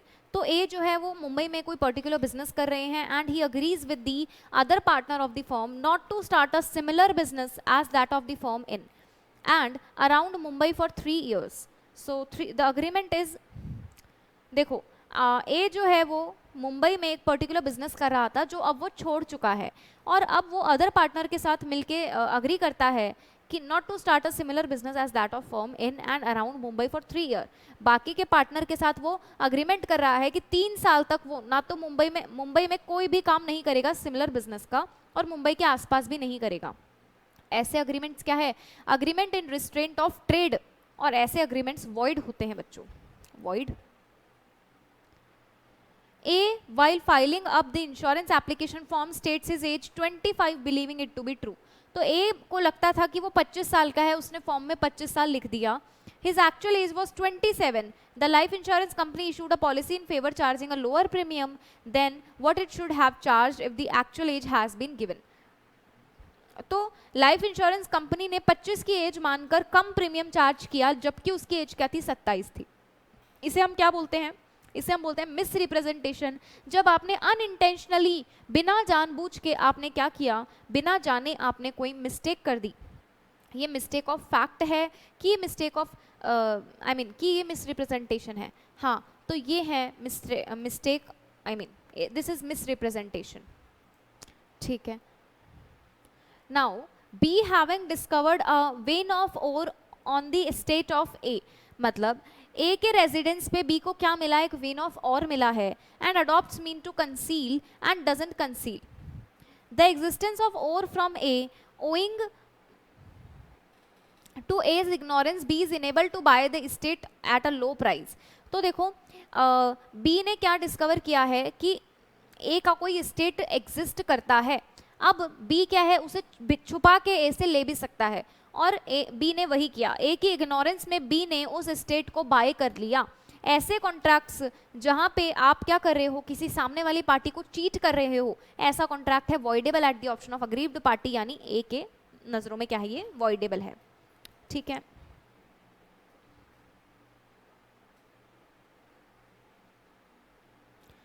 B let a cabin on hire to pay a prostitute, knowing that it would be used for immoral purposes. The agreement is void. मतलब आप किसी के साथ कोई agreement बना रहे हैं immoral purpose के लिए, तो डेफिनेटली वो अग्रीमेंट वॉइड होने वाला है। A enter into an agreement with B who had robbed A. A ने B के साथ अग्रीमेंट किया, who had robbed A of 10,000 to drop prosecution against him. तो ए ने बी के साथ अग्रीमेंट किया, ठीक है, जिस बी ने क्या किया था, ए की चोरी की थी 10,000 रुपए की, तो बी ने अग्रीमेंट किया ए के साथ कि तुम मेरे खिलाफ केस मत करना, इन कंसिडरेशन मैं तुम्हें बदले में क्या दूंगा, 8,000 रुपए दूंगा। B is returning 8,000। Afterwards B जो है पे करने के लिए मना कर देता है, तो बताओ ए कैन गेट फ्रॉम बी, ए जो है बी से कितना पैसा ले सकता है? तो ए जो है बी से, बच्चों कुछ ऐसा हुआ, देखो ए ने बी के साथ अग्रीमेंट बनाया, बी ने कहा मैंने तुमसे 10,000 रुपए चोरी किए थे, ठीक है, I had robbed 10,000 from you and तुम मेरे खिलाफ केस मत करना, इसके लिए मैं तुम्हें 8,000 रुपए की कंसिडरेशन दूंगा। बी जो है कंसिडरेशन देने के लिए मना कर देता है, तो ए कितना पैसा ले सकता है उससे? ए उससे कुछ भी नहीं ले सकता बच्चों, बिकॉज ये कॉन्ट्रैक्ट, ये अग्रीमेंट क्या थे, वॉइड थे, किसी, ये इलीगल कॉन्ट्रैक्ट है, वॉइड है, ठीक है। A agrees with B to discover treasure by magic for consideration of 500. तो A कहता है कि मैजिक के थ्रू खजाना ढूंढना है, ट्रेजर ढूंढना है B को, और इसके लिए बदले में 500 रुपए मिलेंगे। बताओ पॉसिबल है क्या बच्चों? पॉसिबल ही नहीं है, वॉइड अग्रीमेंट, ऐसा अग्रीमेंट कॉन्ट्रैक्ट ही नहीं बन पाएगा, पॉसिबिलिटी ही नहीं है, impossible to perform. X a tailor, X एक टेलर है, employed by Y, employed Y, X ने वाई को एम्प्लॉय किया है as his assistant under an agreement that Y on termination of his agreement shall not start the business of tailor. तो definitely this restraint of trade is void contract, अभी ऊपर भी पढ़ के आए हैं बहुत बार। X leaves a firm doing a particular business in Delhi, तो X जो है वो दिल्ली में कोई particular business कर रहा था जो छोड़ के आ गया है, एंड अब उसने पार्टनर के साथ डिसाइड किया कि वो 2 साल तक दिल्ली में कोई काम नहीं करेगा।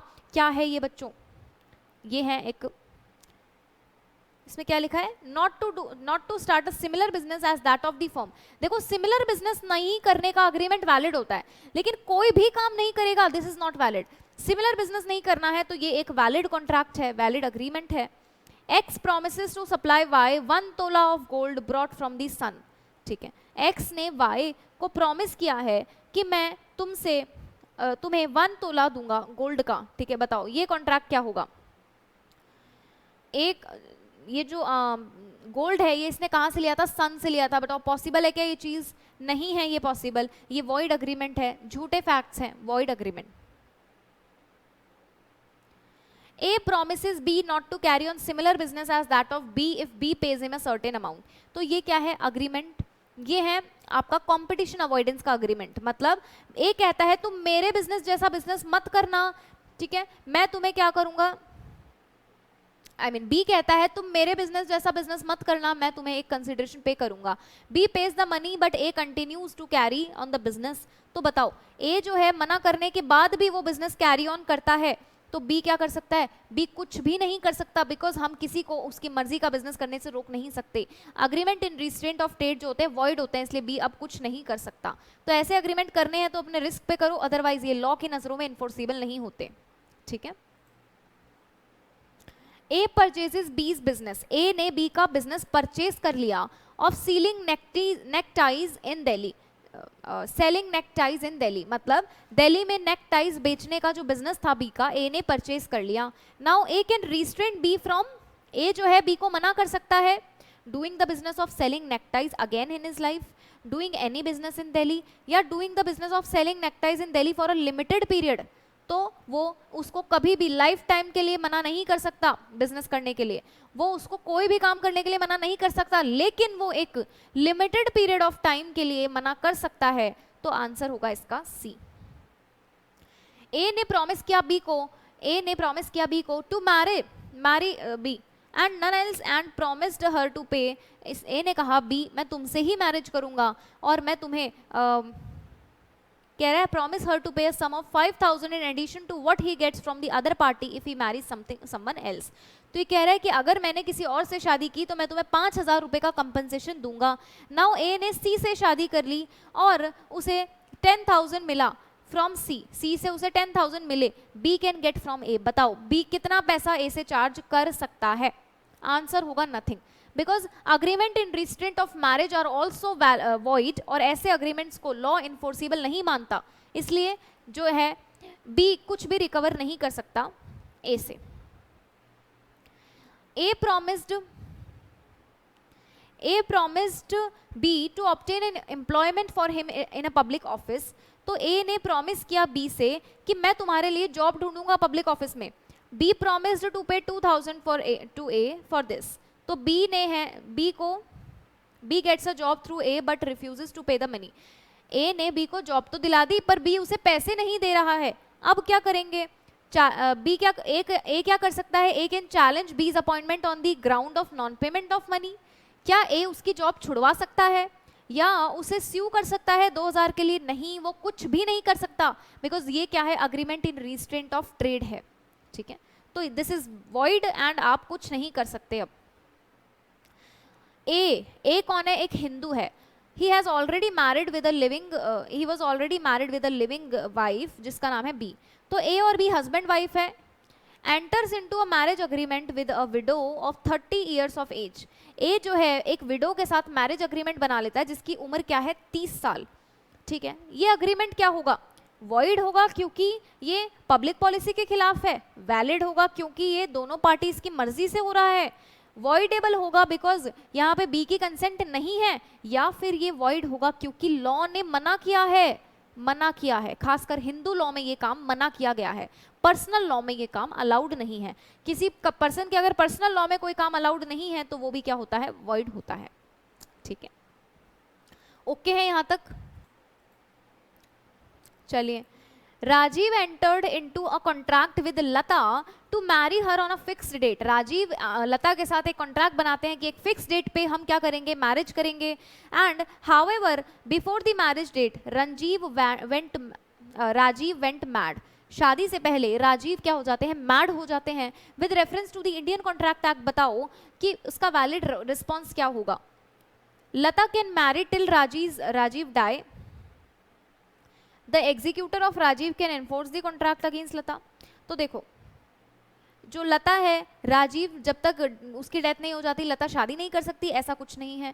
क्या लता से जबरदस्ती मैरिज का कॉन्ट्रैक्ट फुलफिल करवाया जाएगा? नहीं, ये कॉन्ट्रैक्ट बन जाएगा वॉइड। वॉइड क्यों बन जाएगा? Because now the party is incapable of performing the contract. ठीक है, that is why. A and B agree to deal in smuggled goods. A और बी दोनों ही क्या अग्रीमेंट कर रहे हैं कि हम स्मगल्ड गुड्स में ट्रांजैक्शन करेंगे एंड प्रॉफिट को शेयर कर लेंगे। A refuses to give B share of profit. A ने मना कर दिया बी को पैसा देने के लिए। बताओ बी क्या कर सकता है? कोर्ट में ले जा सकता है क्या उसको? नहीं, क्योंकि ये कॉन्ट्रैक्ट वॉइड था। कोर्ट वाले भगा देंगे, उल्टा जेल में और डाल देंगे। ठीक है, B can only claim damages. B has no remedy as the contract is illegal. बिल्कुल सही, क्योंकि कॉन्ट्रैक्ट इलीगल है, वॉइड है, बी के पास अब कोई सोल्यूशन नहीं बचा।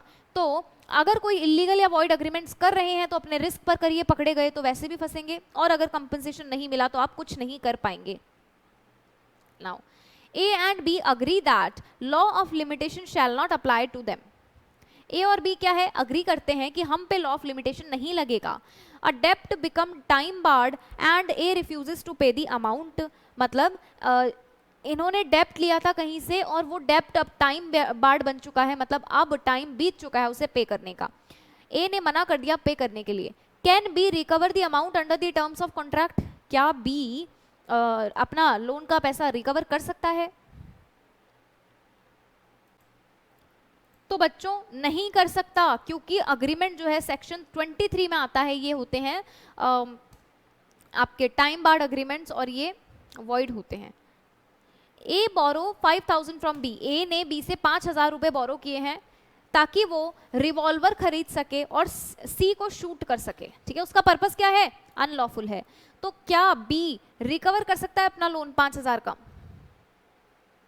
नहीं, क्योंकि ये जो अग्रीमेंट है ये क्या है, सेक्शन 23 के under which is illegal, illegal agreements है। B borrows from B, B ने A borrows from B, A ने बी से 500 रुपए बोरो किए हैं ताकि वो सी के साथ बेटिंग कर सके। क्या बी अपना पैसा रिकवर कर सकता है? नहीं बच्चों, wagering agreements are void, wagering agreement भी सेक्शन 23 के अंदर आते हैं, वॉइड है, नहीं कर सकते। ए ने 500 रुपीज पे करे हैं गवर्नमेंट सर्वेंट को to get him a contract for the canteen, ताकि कैंटीन का कॉन्ट्रैक्ट उसे मिल जाए। The government servant could not get the contract, government servant उसे कॉन्ट्रैक्ट नहीं दिला पाया, तो क्या ए अपने 500 रुपए रिकवर कर सकता है? नहीं बच्चों, ठीक है। आप ये क्या कर रहे हो, आप रिश्वत दे रहे हो, ब्राइब दे रहे हो, किसी कॉन्ट्रैक्ट को लेने के लिए गवर्नमेंट सर्वेंट को पैसे खिला रहे हो, और ये कॉन्ट्रैक्ट्स वॉइड होते हैं, आप ऐसा नहीं कर सकते। A person contracted to deliver a part of specific crop of potato. The potatoes were destroyed by blight through no fault of party, though no fault of party. तो क्या ये कॉन्ट्रैक्ट वैलिड होगा? नहीं। क्या बोला है, एक पर्सन ने कॉन्ट्रैक्ट किया था किसी अनदर पर्सन से कि मैं तुम्हें कुछ अपनी क्रॉप का, यानी पटेटोज थे, वो क्रॉप थी उसकी, उसका पार्ट बेचूंगा, डिलीवर करूंगा। पटेटो जो है डिस्ट्रॉय हो गए एंड किसी भी पार्टी का उसमें फॉल्ट नहीं था। बताओ अब क्या कॉन्ट्रैक्ट वैलिड रह जाएगा? क्योंकि सब्जेक्ट मैटर ही एग्जिस्ट नहीं करता, कॉन्ट्रैक्ट वॉइड बन जाएगा, ठीक है, वैलिड नहीं है। वॉइडेबल है क्या? नहीं वॉइडेबल, अच्छा वॉइडेबल है क्या, ये बात जरा बताना, वॉइडेबल होगा क्या कॉन्ट्रैक्ट? नहीं, वॉइडेबल क्यों होगा? क्योंकि किसी भी पार्टी का फॉल्ट है ही नहीं, तो ये कॉन्ट्रैक्ट होगा वॉइड। वॉइड मतलब फ्रस्ट्रेशन क्या होता है, फ्रस्ट्रेशन मतलब जब सब्जेक्ट मैटर ही नहीं रहा, तो ये कॉन्ट्रैक्ट क्या है, वॉइड कहलाएगा, ठीक है। A contract to sing for B, A ने बी के साथ कॉन्ट्रैक्ट किया कि मैं तुम्हारे लिए गाना गाऊंगा एक कॉन्सर्ट पे, जिसमें मैं तुमसे 1000 रुपए एडवांस में लूंगा। A is too ill to sing, A बहुत बीमार हो गया, वो गाना नहीं गा सका। Which of the following option is correct? A जो है वो कंपनसेशन देने के लिए बाउंड है। A is not bound to make compensation to B for the loss of profit which B would have made if A had been able to sing, but must refund to B 100,000 paid in advance। तो देखो B option बिल्कुल सही है। B option क्या कह रहा है कि ए की गलती थी, वो क्या है, इनकेपेबल है कॉन्ट्रैक्ट बनाने के लिए। यहाँ पे कुछ सर्कमस्टांसेस ऐसे हैं कि इम्पॉसिबल बन चुका है वो काम, और इम्पॉसिबिलिटी के लिए वो कॉन्ट्रैक्ट वहीं पे वॉइड बन जाता है। लेकिन आपने जो एडवांस लिया था वो आपको लौटाना पड़ेगा, हालांकि आपको कंपनसेशन नहीं देना, पर एडवांस लौटाना पड़ेगा। A contractor entered into an agreement with government to construct a godown and received advance payment for the same. He didn't complete the work and government terminated the contract। ठीक है, तो उसने क्या किया, गवर्नमेंट के साथ एक कॉन्ट्रैक्ट बनाया कि एक गोडाउन कंस्ट्रक्ट किया जाएगा और उसके बदले वो उसे एडवांस पेमेंट देगा। एडवांस पेमेंट रिसीव कर ली है गवर्नमेंट ने, लेकिन गवर्नमेंट ने टर्मिनेट कर दिया है कॉन्ट्रैक्ट, काम पूरा नहीं किया है। अब क्या होगा, क्या गवर्नमेंट अपना डैमेज क्लेम कर सकती है? क्योंकि काम पूरा नहीं हुआ है, तो क्या गवर्नमेंट अपना डैमेज क्लेम कर सकती है, या गवर्नमेंट अंडर सेक्शन 65 रिकवर कर सकती है एडवांस का अमाउंट? तो बच्चों दोनों चीज, गवर्नमेंट को जो भी लॉस हुआ होगा इसकी वजह से वो डैमेज भी क्लेम कर सकती है, साथ ही साथ वो अपना अमाउंट एडवांस का वो भी रिकवर कर सकती है। क्योंकि यहाँ पे वो इनकेपेबल नहीं था, उसने जानबूझ के वो काम नहीं किया, ऊपर तो क्या था, उसके लिए इम्पॉसिबल बन चुका था सिंगर के लिए। ठीक है, in case of appropriation of goods, इसका आंसर डी है ना? हाँ yes. Which are the essential requirement, जब आप गुड्स को एप्रोप्रिएशन करने के लिए जाते हैं तो कौन सी एसेंशियल रिक्वायरमेंट्स होती है कि गुड्स जो है उसकी डिस्क्रिप्शन एंड क्वालिटी वैसी ही होनी चाहिए जैसी आपने बताई थी, गुड्स डिलीवरेबल स्टेट में होने चाहिए, एंड गुड्स जो है दोनों की कंसेंट के साथ एप्रोप्रिएट होने चाहिए। तो all of the above is the answer, all of the above. Okay, appropriation का मतलब क्या होता है वैसे बच्चों? एप्रोप्रिएशन ऑफ गुड्स का मतलब क्या होता है? तो देखो, separating the goods sold from other goods, putting the quantity of goods sold in suitable receptacle, मतलब इसका मतलब क्या है, delivering the goods to carrier और other bailee for the purpose of transmission to buyer with reserving the right of disposal. तीनों ही statement बिल्कुल correct है बच्चों। देखो क्या लिखा है, separating the goods sold from other goods, मतलब जो गुड्स पूरे सेलर के सारे गुड्स है उसमें से बिके हुए गुड्स को सेपरेट करना, इसे हम एप्रोप्रिएशन बोलते हैं। दूसरी बात, putting the quantity of goods sold in suitable receptacles, मतलब इसका मतलब क्या है कि बेचने लायक स्थिति में उसको बनाना, ये भी क्या है, बिल्कुल करेक्ट स्टेटमेंट है। Delivering the goods to carrier, उस गुड्स को कोर्स ऑफ ट्रांसमिशन में पुट करना एंड बायर तक पहुंचाना ताकि वो राइट ऑफ डिस्पोजल उसका अराइज हो जाए। तो ये तीनों ही स्टेटमेंट बिल्कुल करेक्ट है, all of the above. The general rule of sales of goods कहता है रिस्क प्राइमा फेसी, जिसका मतलब क्या है, इसका मतलब है पासेस विद ओनरशिप, मतलब मैंने पढ़ाया था ना, एक तो होता है बायर और एक होता है सेलर। सेलर क्या करता है, बायर को गुड्स बेचता है। तो अब देखते हैं ओनरशिप किसके पास है। अगर ओनरशिप सेलर के पास है तो गुड्स का लॉस कौन बियर करेगा, सेलर। और अगर ओनरशिप बायर के पास है तो गुड्स का लॉस बियर करेगा बायर। ठीक है, तो ओनरशिप पे डिपेंड करता है risk prima facie. Risk prima facie passes with ownership. Nemo dat quod non habet, इसका क्या मतलब होता है, इसका मतलब होता है no one can give himself a better title than he himself has. तो देखो, none can give who does not himself possess, मतलब अगर खुद के पास टाइटल नहीं है तो आप उस चीज को, ओनरशिप को ट्रांसफर नहीं कर सकते। Transfer of document of title of goods sold to buyer amounts to, अगर हम बायर को टाइटल ऑफ गुड्स का डॉक्यूमेंट का ट्रांसफर कर दें तो इसको हम क्या बोलते हैं, एक्चुअल डिलीवरी, सिंबॉलिक डिलीवरी या कंस्ट्रक्टिव डिलीवरी। तो बच्चों ये है सिंबॉलिक डिलीवरी, जहां पे आप कोई सिंबल ट्रांसफर करते हैं along with the transfer of goods. Under Section 2, Subsection 4 of Sales of Goods Act, a delivery order enabling a person to obtain delivery on payment of a price, ये क्या है? आपने क्या किया, एक डिलीवरिंग ऑर्डर दिया एक पर्सन को ताकि वो क्या कर सके, डिलीवरी ले सके प्राइस देने के बाद। वो डॉक्यूमेंट क्या कहलाएगा, उसे हम कहते हैं document of title. Share certificate क्या होता है, शेयर सर्टिफिकेट एक शेयर सर्टिफिकेट का मतलब है कि आपने शेयर खरीदे हैं, इस बात का प्रूफ है। तो क्या ये टाइटल ऑफ गुड्स है, क्या ये बिल ऑफ एक्सचेंज है, या document showing title of goods है? This is document showing title of goods. Bill of lading क्या होता है, बिल ऑफ लेडिंग तो it is bill of exchange, या फिर ये प्रोमिसरी नोट है, या चेक है, या document of title to goods है। So this is document of title to goods, क्योंकि ये तीनों तो क्या होते हैं, आपके नेगोशिएबल इंस्ट्रूमेंट्स होते हैं। पर bill of lading negotiable instrument नहीं है, ये है document of title of goods. Section 19 कहता है सेल्स ऑफ गुड्स एक्ट का, पासिंग ऑफ प्रॉपर्टी ऑफ कौन से वाले गुड्स, आपके ascertained goods, unascertained goods, future goods या कंटिंजेंट गुड्स। तो बच्चों इसका आंसर है असर्टेन्ड गुड्स। सेक्शन 19 बात करता है असर्टेन्ड गुड्स के बारे में।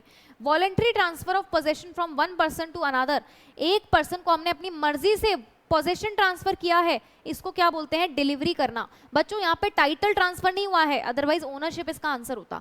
टाइटल को ट्रांसफर करने का मतलब है ओनरशिप ट्रांसफर करना, प्रॉपर्टी को ट्रांसफर करने का मतलब भी ओनरशिप होता है, लेकिन पोजेशन को ट्रांसफर करना मतलब डिलीवरी करना। Now which of these statement is incorrect in connection of duty of seller and buyer? It is the duty of seller to deliver the goods. क्या ये बात सही है? सेलर की ड्यूटी होती है गुड्स को डिलीवर करना, बिल्कुल सेलर की होती है। It is the duty of the buyer to accept and pay for them, बिल्कुल सही है।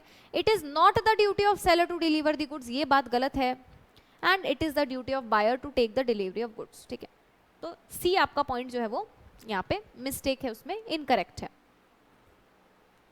Okay, now delivery of goods का क्या मतलब है बच्चों? डिलीवरी ऑफ गुड्स इसका मतलब है voluntary transfer of possession, compulsory transfer of possession, exchange of goods या वॉलंटरी ट्रांसफर ऑफ ओनरशिप। तो इसका मतलब होता है वॉलंटरी ट्रांसफर ऑफ पोजेशन, मतलब अपनी मर्जी से, बिना जोर जबरदस्ती के, जब अपनी मर्जी से सेलर एंड बायर के बीच में अग्रीमेंट बना हो, सेलर अपनी मर्जी से जब पोजेशन का ट्रांसफर कर रहा हो, दैट मीन्स डिलीवरी ऑफ क्या है, गुड्स है। For a valid contract of sale, delivery जो है वो कैसी होनी चाहिए? डिलीवरी में बी सिंबॉलिक, एक्चुअल, कंस्ट्रक्टिव, तो कैसी भी हो सकती है, all of these. Delivery of the keys of godown where the goods are kept amount to, ये हमने डिस्कस किया था, बहुत ही इंपॉर्टेंट क्वेश्चन है, this is symbolic delivery. There are dash modes of delivery, तो 3 मोड होते हैं, constructive, actual and symbolic. The term unpaid seller, unpaid seller का मतलब क्या होता है, वो सेलर जिसे अभी तक पैसा नहीं मिला, या अगर उसे नेगोशिएबल इंस्ट्रूमेंट मिला है तो वो नेगोशिएबल इंस्ट्रूमेंट आपका क्या हो चुका है, डिसऑनर हो चुका है। तो इसमें क्या क्या आते हैं, agent of buyer, agent of seller, agent of transporter, कि ऑल ऑफ द अबव, तो agent of seller, buyer and transporter से कोई लेना देना नहीं है। द टर्म अनपेड सेलर, इसमें और क्या क्या आते हैं देखो, sellers agent to whom bill of lading is endorsed, या seller agent to whom goods have been deliver. Goods अगर डिलीवर हो जाएंगे, सेलर के एजेंट को गुड्स क्यों डिलीवर होंगे, सोचो, सेलर तो डिलीवर करवाता है, उसे मिलती नहीं है डिलीवरी, तो सी आपका करेक्ट ऑप्शन है। अनपेड सेलर राइट ऑफ लीन कब एक्सरसाइज कर सकता है बच्चों, राइट ऑफ लीन क्या होता है, रख लेना, अपने पास रख लेना, ठीक है। राइट टू रिटेन, तो ये कब अराइज होता है, even when property in goods has pass to the buyer, only when property, तो अगर प्रॉपर्टी पास हो भी गई है ना, तो भी राइट एंड लीन क्या रहता है, एक्सरसाइज किया जा सकता है। Unpaid seller can exercise his right of resale of goods, अच्छा ये सेम यहाँ पे रिपीट हो गया है, इसको हम क्रॉस कर देंगे। Now question number 109, unpaid seller can exercise his right of withholding delivery of goods. Withholding delivery of goods मतलब है कि गुड्स की डिलीवरी को आपने रुकवा दिया है, ठीक है। इस केस में आप ये राइट कब एक्सरसाइज कर सकते हैं, even when property has passed, ये भी सेम ही होगा, जब प्रॉपर्टी पास हो चुकी है तब भी आप इस राइट को एक्सरसाइज कर सकते हैं। Now the undertaking contained in a promissory note, undertaking मतलब आपने जो वादा किया है प्रोमिसरी नोट में, to pay a certain sum of money, ये वादा कैसा होना चाहिए, ये वादा होना चाहिए बच्चों अनकंडीशनल, पढ़ के आए हम नेगोशिएबल इंस्ट्रूमेंट एक्ट में, ठीक है।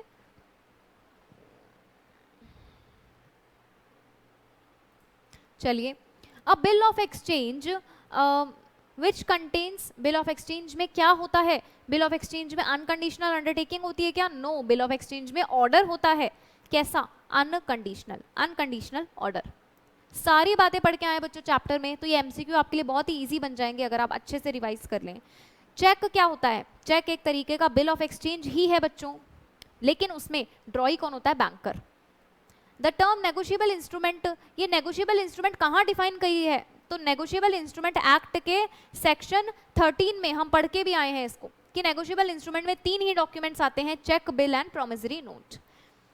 The term negotiation in section 14 of Negotiable Instrument Act 1881 refers to negotiation का मतलब क्या होता है, negotiation at the transfer of bill of exchange, promissory note या check, so as to constitute the person the holder thereof। बिल्कुल, negotiation का मतलब होता है transferability, ठीक है। so option A is your answer। if an instrument may be constructed, may be construed either as promissory note और bills of exchange, अगर एक इंस्ट्रूमेंट को हम promissory note भी मान सकते हैं and bills of exchange भी मान सकते हैं, तो ये एक ambiguous इंस्ट्रूमेंट है, बिकॉज यहाँ पे कंफ्यूजन है कि समझ नहीं आ रहा promissory note मानूं कि bills of exchange, कभी भी एक डॉक्यूमेंट दोनों नहीं हो सकता, लेकिन यहाँ कंफ्यूजन है मतलब ambiguous इंस्ट्रूमेंट है ये। If a minor draws, endorses, deliver या negotiates an instrument, तो ऐसे इंस्ट्रूमेंट जो होते हैं, it binds all the party to the instrument, only the minor will be binded, या all parties to the instrument except minor। बिल्कुल, minor कभी भी liable नहीं होता अपने acts के लिए, तो except minor, minor के अलावा हर पार्टी क्या होगी, बाइंडिंग होगी। promissory note में जो amount of money होता है वो क्या होना चाहिए, certain होना चाहिए। A check is crossed, एक चेक क्रॉस किया जाता है, डैश, स्पेशली या generally, when it bears across its face on addition of the name of banker either with or without words। negotiable, not negotiable के साथ, देखो पहली बात तो चेक क्रॉस्ड है, क्रॉस्ड का मतलब 2 लाइन यहाँ पे है, अगर 2 लाइन के ऊपर स्पेसिफाइड बैंकर का नाम लिखा होता है तो बच्चों ये होती है special crossing. Special crossing, general क्या होती थी, जहां बैंक का नाम नहीं होता था, बस 2 लाइन्स या फिर उस पर नॉट नेगोशिएबल लिख देते थे। Now under section 118 of negotiable instrument act It is presumed until the contrary is proved that every transfer of a negotiable instrument was made after maturity या before maturity. Definitely कोई भी negotiable instrument multiple of times, number of times आप transfer कर सकते हो, उसकी negotiability पे कोई लिमिट नहीं है, लेकिन कब तक, जब तक वो mature ना हो जाए, तो before its maturity. And who among the following cannot cross a check? एक फॉरेनर कभी भी चेक को क्रॉस नहीं कर सकता, ये तीनों पार्टी कर सकती है, ठीक है. Now, the presumption as to the date of negotiable instrument under section 118 is that every negotiable instrument bearing a date was made or drawn. तो एक negotiable instrument पे कौन सी डेट लिखी होनी चाहिए, जिस दिन वो on such date, जिस दिन वो बना है, ठीक है. Where a check is crossed generally, the banker on whom it is drawn, जो चेक जिस पे जनरल क्रॉसिंग हुई है, तो वो बैंकर क्या करेगा, उसे किसी भी shall not pay it otherwise than to a banker, तो वो कभी भी उस चेक को किसी और को नहीं देगा, लेकिन बैंकर को दे सकता है. तो option A. The negotiable instrument act is applicable to whole of India except JNK या एक्सेप्ट JNK सिटी या स्टेट, क्या लिखेंगे यहाँ पे, ये पूरे इंडिया पे लगता है, including the JNK. Negotiable instrument act जो है वो कब आया था, तो बच्चों ये आया था आपका 1 मार्च 1882 में, ठीक है. इसीलिए हम सबसे पहले 3 बातें पढ़ते हैं किसी भी एक्ट के बारे में, short, title, commencement and extent. Now the term negotiable instrument is defined in, ये वापस से रिपीट हुआ है क्वेश्चन, ये भी बहुत ही इंपॉर्टेंट क्वेश्चन है. The undertaking contained in promissory note, ये कैसी होनी चाहिए, अनकंडीशनल होती है. Which of these is not a negotiable instrument? तो delivery note, share certificate, bearer cheque या फिर बिल ऑफ एक्सचेंज, क्या एक नेगोशिएबल इंस्ट्रूमेंट नहीं है? तो देखो शेयर सर्टिफिकेट एक नेगोशिएबल इंस्ट्रूमेंट नहीं होता, क्योंकि ये तो आपका क्या है, documents of goods in documents in goods of title होता है, ठीक है, ये कोई नेगोशिएबल इंस्ट्रूमेंट नहीं होता. Now dash is not a negotiable instrument, delivery note, railway receipt, government promissory note या चेक, तो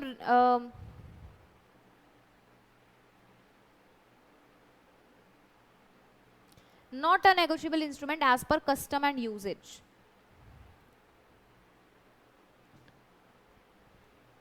ओके, तो एक तो है delivery note, railway receipt, cheque and government promissory note. बच्चों इसको काट के हम नॉट को काट देंगे हम, बिकॉज यहाँ पे एक ही ऑड वन आउट है. Cheque is a negotiable instrument और ये तीनों नहीं होंगे, ठीक है, तो हम इस नोट को काट देंगे, नॉट को, ठीक है. तो cheque is a negotiable instrument, अगर हम नॉट को कंसीडर ना करें तो cheque is a negotiable instrument, cheque is its answer. लेकिन अगर हम इस क्वेश्चन को दूसरे पॉइंट ऑफ व्यू से सोचे बच्चों, तो यहाँ पे पूछ रहा है as per custom and usages, मतलब नेगोशिएबल इंस्ट्रूमेंट एक्ट के अकॉर्डिंग नहीं पूछ रहा है, ये पूछ रहा है कस्टम एंड यूजेज, यानी डेली में जो यूज में आता है, जो ट्रेड का कस्टम रहा है, उस अकॉर्डिंग चेक जो है वो जनरली नेगोशिएबल इंस्ट्रूमेंट की तरह काम नहीं आता. Delivery note, railway receipt and government promissory ज्यादा काम आते हैं, तो उस सेंस में देखें तो भी आपका आंसर चेक ही होगा, तो no doubt the answer is cheque. Then an instrument incomplete in one way, एक तरफ से इंस्ट्रूमेंट क्या है, इनकम्प्लीट है. इनकम्प्लीट इंस्ट्रूमेंट्स को क्या बोलते हैं हम, inchoate instruments. A bill of exchange contains, एक बिल्स ऑफ एक्सचेंज में क्या होता है, तो इसमें एक अनकंडीशनल ऑर्डर होता है बच्चों, अंडरटेकिंग नहीं होती, अंडरटेकिंग प्रोमिसरी नोट में होती है, ठीक है. Okay, now cheque is a promissory note या bills of exchange, so according to negotiable instrument act cheque एक बिल ऑफ एक्सचेंज ही होता है. A corporation can be party to negotiable instrument, एक कंपनी नेगोशिएबल इंस्ट्रूमेंट की party हो सकती है अगर उसके आर्टिकल ऑफ एसोसिएशन में लिखा हुआ हो, ये बात भी हमने पढ़ी थी, क्लास में डिस्कस की है, ठीक है. The grace period for payment of negotiable instrument, negotiable instrument की पेमेंट के लिए ग्रेस पीरियड हमेशा 3 दिन रहते हैं या 3 महीने रहते हैं, ठीक है, ये चीज फिक्स है. The term a cheque is in electronic form, ये कहाँ लिखी है, cheque in the electronic form, मतलब ई चेक की बात हो रही है. ई चेक कौन से सेक्शन में है, तो it is in section 6 of explanation 1 of section 6, इसके अंदर है ये. If a minor drawers endorses या डिलीवर या नेगोशिएट, तो ये वाला क्वेश्चन वापस से रिपीट हुआ है, अभी जस्ट करके आए थे हम, एक्सेप्ट दी माइनर वाला ऑप्शन होगा। हाउ मेनी पार्टीज, एक बिल्स ऑफ एक्सचेंज में कितनी पार्टीज होती हैं? तो बच्चों 3 पार्टी होती है इसमें, कौन कौन? ड्रॉअर, ड्रॉई एंड पेई, ठीक है। A promissory note, bill of exchange या check drawn or made in India, made payable in or drawn upon any person resident in India, ऐसे बिल को हम क्या बोलते हैं? जहां पे ड्रॉअर एंड ड्रॉई दोनों ही इंडिया के हैं, पेई भी इंडिया का है, इन लैंड इंस्ट्रूमेंट कहलाएगा, inland instrument. If an instrument में be constitute either as a promissory note, तो ये वापस से रिपीट हुआ है ये वाला क्वेश्चन भी, इसे हम कहते हैं ऐसे इंस्ट्रूमेंट्स जो क्या है पता नहीं लगा पा रहे, प्रोमिसरी नोट है कि bills of exchange, unambiguous instruments कहलाते हैं। If the words not negotiable are used with special crossing, तो इस चेक को ट्रांसफर किया जा सकता है कि नहीं किया जा सकता? बच्चों नहीं किया जा सकता। अगर आपके क्रॉस्ड चेक पे लिखा है नॉट नेगोशिएबल, इसका मतलब ये अब ट्रांसफर नहीं होगा, बिकॉज यहाँ पे जो टाइटल है ट्रांसफर होने के बाद वो टाइटल कैसा जाएगा? बिकॉज बिल्कुल होल्डर के साथ जाएगा। Okay, communication that originates at a lower level and flows to higher level, मतलब नीचे से ऊपर की तरफ ऐसे फ्लो कर रही है, इस कम्युनिकेशन को क्या बोलते हैं? अपवर्ड कम्युनिकेशन बोलते हैं। तो आपके बीसीआर का ये जो टॉपिक है, कम्युनिकेशन का जो पोर्शन है लॉ के अंदर, उसके ये क्वेश्चंस यहाँ से स्टार्ट होते हैं, ठीक है। तो आप ऑब्जेक्टिव्स में काफ़ी सारे क्वेश्चंस मेरे साथ डिस्कस कर चुके हैं आज एमसीक्यू में, एंड ये सारे ही क्वेश्चन एग्जाम के लिए बहुत ही ज़्यादा इंपॉर्टेंट है। इसके अलावा आपको मॉड्यूल ज़रूर पढ़नी है, वो तो छोड़नी ही नहीं है, ठीक है। अगला question, communication among employees at the same level in the organisation structure, ठीक है। इसे क्या बोलते हैं? ऑर्गेनाइजेशन स्ट्रक्चर में सेम लेवल पे अगर कोई एम्प्लॉयज कम्युनिकेट करते हैं तो इसे हम क्या बोलते हैं? Just a minute, yes, grapevine communication, diagonal communication, lateral communication या फिर नन ऑफ दी अबव। तो बच्चों इसे हम बोलते हैं लेटरल कम्युनिकेशन, जहां पे सेम लेवल में किसी ऑर्गेनाइजेशनल स्ट्रक्चर के सेम लेवल पे एम्प्लॉयज बातचीत करें, लेटरल कम्युनिकेशन कहलाएगा। विच of the following should be avoided in the group discussion, group discussion में क्या अवॉइड करना चाहिए आपको? सो आपको कोई भी झूठी बात नहीं बोलनी चाहिए। एक तो अपना बॉडी लैंग्वेज एकदम पॉजिटिव रखो, लीडरशिप क्वालिटीज रखो, कॉन्फिडेंस रखो, लेकिन झूठ को अवॉइड करो। Which business communication usages provide a bird's eye view on the matter, मतलब बिजनेस कम्युनिकेशन की कौन सी यूजेज जो है बर्ड्स आई व्यू रिप्रेजेंट करती है? ये चीज हम पढ़ के आए हैं, प्रेजेंटेशन। आपकी प्रेजेंटेशन इतनी ज़बरदस्त होनी चाहिए, इतनी ज़बरदस्त कि आपका कम्युनिकेशन को इफेक्टिव होने से फिर कोई नहीं रोक सकता।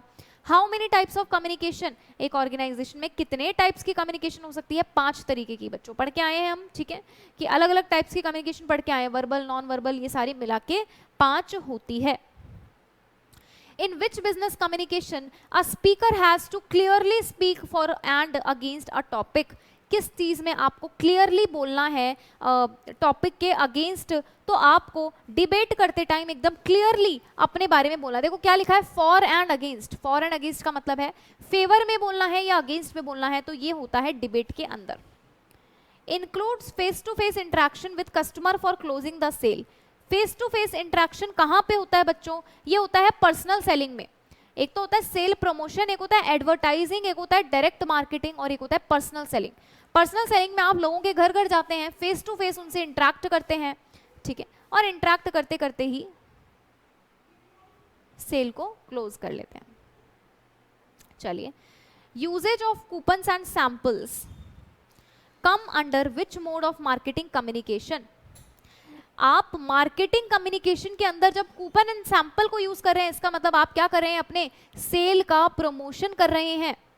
What is the situation called when a bad image of company is created? जब किसी कंपनी की बैड इमेज, बिल्कुल इसको नेगेटिव पीआर बोलते हैं, बिल्कुल सही, ठीक है।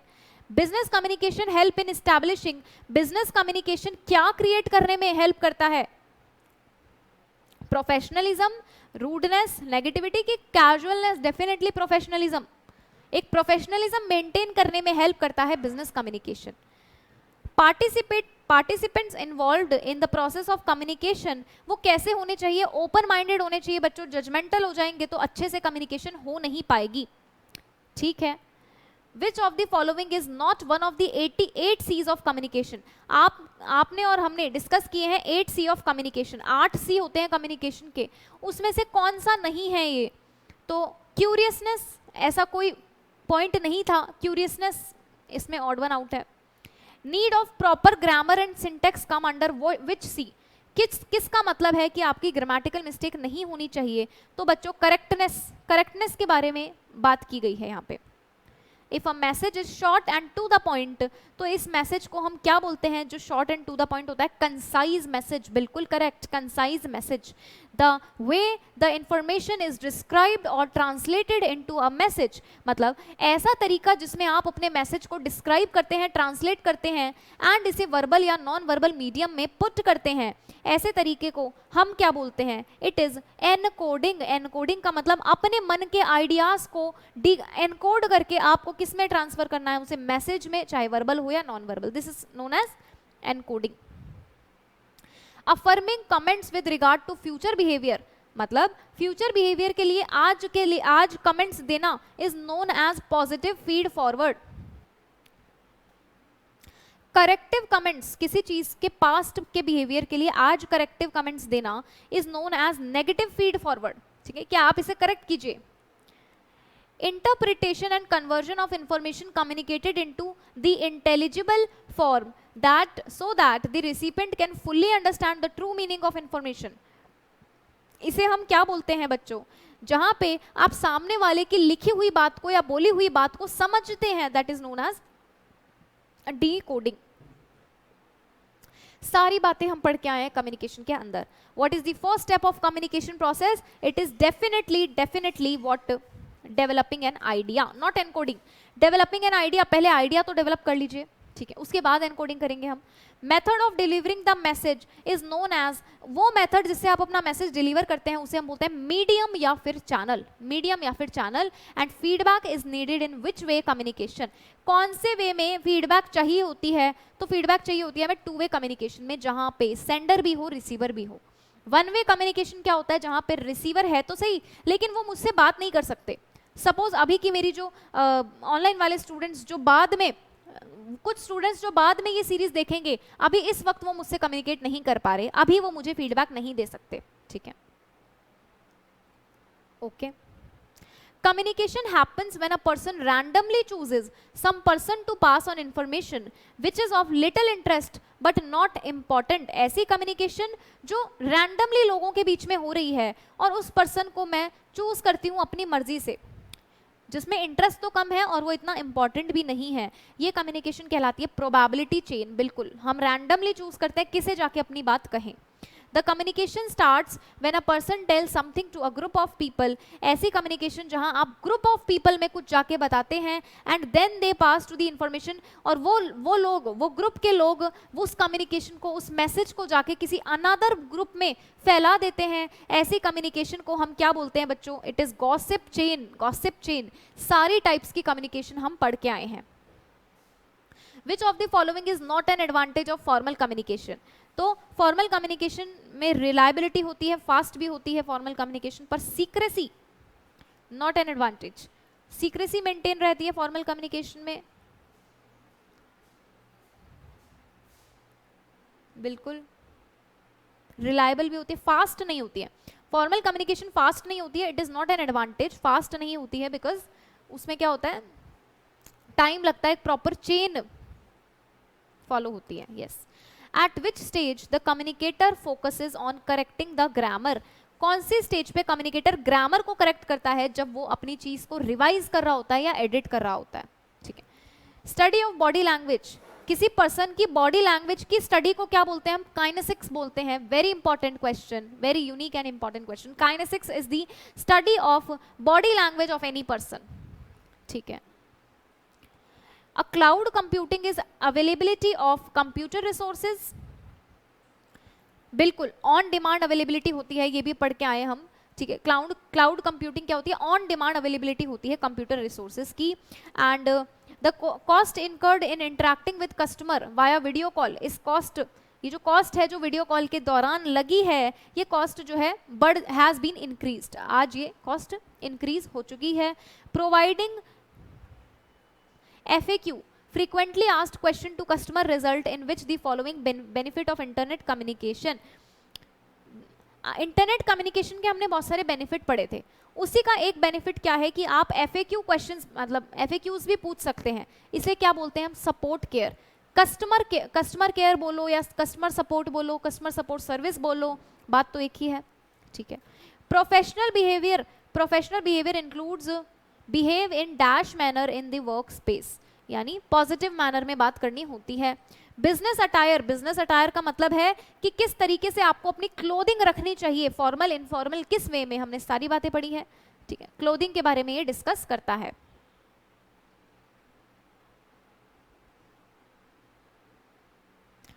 It is to interrupt people while they are speaking.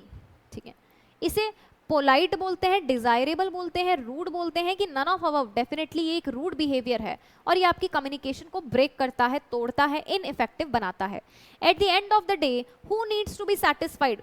Satisfy कौन होना चाहिए एक बिजनेस के पॉइंट ऑफ व्यू से? सप्लायर्स, कस्टमर्स या company? At the end of the day suppliers, customer या कंपनी, कौन सेटिस्फाइड होना चाहिए? देखो कस्टमर सेटिस्फाई होता है बिजनेस के लिए डेफिनेटली, लेकिन eight the end of the day daily नहीं सोचेंगे हम. कस्टमर को तो हम अल्टीमेट हमारा मोटिव मानते हैं. अल्टीमेट मतलब eight the end of the project customer satisfy होना चाहिए, लेकिन डेली आपको सप्लायर को सेटिस्फाइड रखना है ताकि वो आपको चीप मैनर में या फिर बेस्ट क्वालिटी प्रोवाइड करता रहे चीप रेट पे. ठीक है. सप्लायर होना चाहिए. Writing is dash in nature. Writing personal है, इम्पर्सनल है कि न्यूट्रल है? डेफिनेटली पर्सनल है.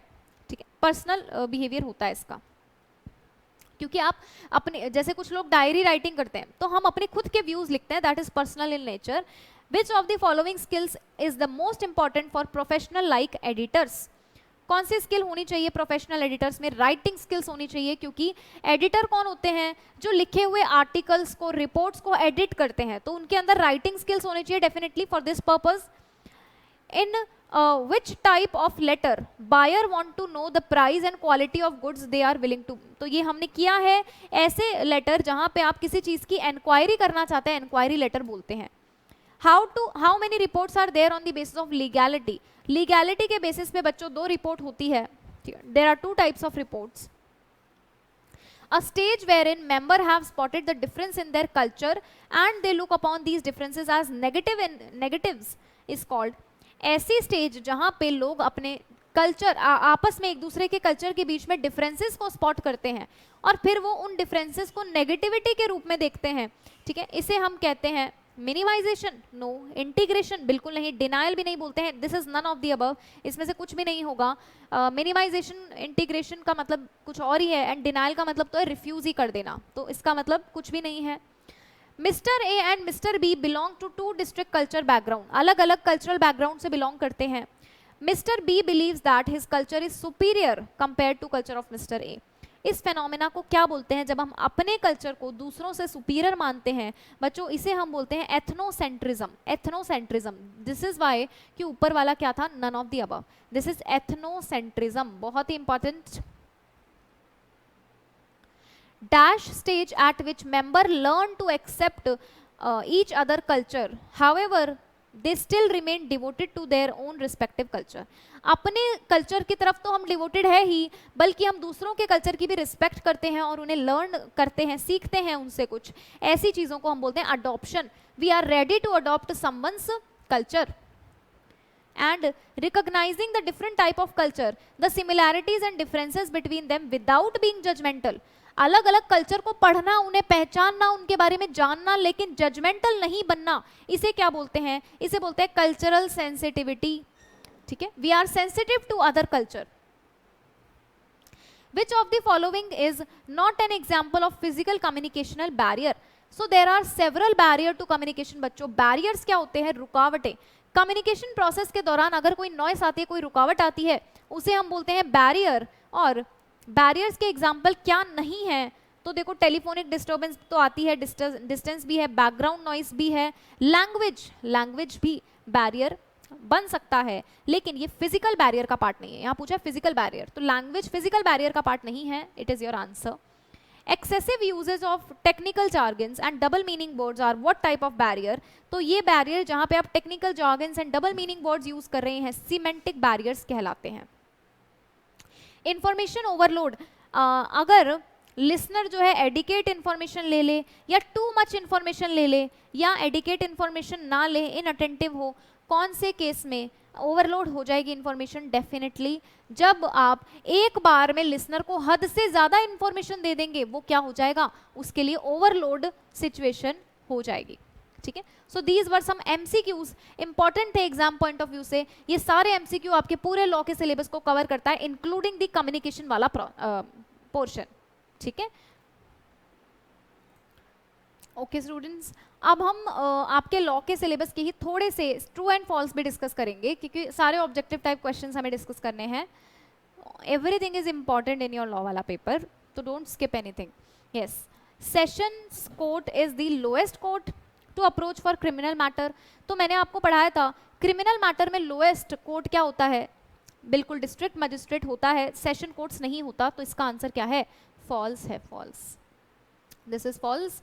And money bill is introduced in Lok Sabha, बिल्कुल मनी बिल को इंट्रोड्यूस किया गया था लोकसभा में, एकदम ट्रू है। Any elected minister can pass an ordinance, एक ऑर्डिनेंस क्या कोई भी इलेक्टेड मिनिस्टर पास कर सकता है? नहीं, कुछ स्पेशल अथॉरिटी दी जाती है गवर्नमेंट के लोगों को, वही जो है ऑर्डिनेंस पास कर सकते हैं। सेंट्रल गवर्नमेंट के साथ साथ कुछ गवर्नमेंट के पोर्शन को ही अथॉरिटी दी गई है। तो this is false. There is no punishment for contempt of court, यानी आपने कोर्ट की बात नहीं मानी, क्या इसकी कोई पनिशमेंट नहीं है? बिल्कुल गलत, इसकी पनिशमेंट है। कोर्ट की बात ना मानने की भी सजा है हमारे कॉन्स्टिट्यूशन में। ठीक है, the supreme court of India was established by Britishers, बिल्कुल गलत। सुप्रीम कोर्ट को हमारी इंडियन कॉन्स्टिट्यूएंट असेंबली ने ही एस्टैब्लिश किया, जो कि ब्रिटिशर्स ने नहीं किया, ये गलत है। We can approach the court for violation of our fundamental rights, क्या हम बिल्कुल जा सकते हैं, हम कोर्ट जा सकते हैं अपने फंडामेंटल राइट के वायलेशन पे, बिल्कुल जा सकते हैं, कॉन्स्टिट्यूशन में प्रोविजन है इस बात का। The international court of justice is the highest court in the hierarchy of Indian judicial system, Indian judicial system में highest court authority supreme court है बच्चों, इंटरनेशनल कोर्ट ऑफ जस्टिस नहीं है, this is false. The president of India and the governor of state can pass ordinance, बिल्कुल ये दो लोग ordinance पास कर सकते हैं। ठीक है, आपकी सेंट्रल गवर्नमेंट में president of India and governor of state. Executive magistrate have responsibility only related to judicial system, नहीं, इसके पास और भी अदर पावर्स होती हैं, जैसे क्रिमिनल मैटर्स को रिजॉल्व करना and so many other powers. Only act pass by the parliament of India and state legislature are the law, नहीं, लॉ की डेरिवेशन कहाँ से हुई है? हमने पढ़ा है कि लॉ सिर्फ लेजिस्लेशन से नहीं आया है, बल्कि ये ऑर्डिनेंस से भी आता है, ये स्टैट्यूट से भी आता है, ये कस्टमरी लॉ से भी आता है, तो ये है फॉल्स।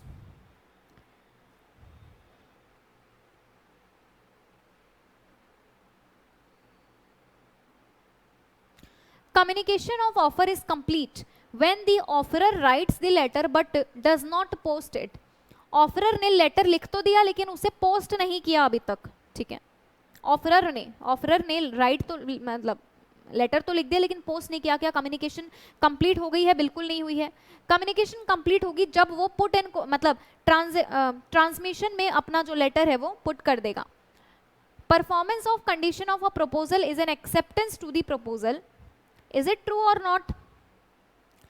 मतलब आप किसी प्रपोजल की कंडीशन को परफॉर्म कर रहे हैं, आपको किसी ऑफरर ने ऑफर दिया, आपने उसके ऑफर की टर्म्स एंड कंडीशंस को मान लिया, तो इसका मतलब क्या है? आप एक्सेप्टेंस दे रहे हो। ठीक है, this is true.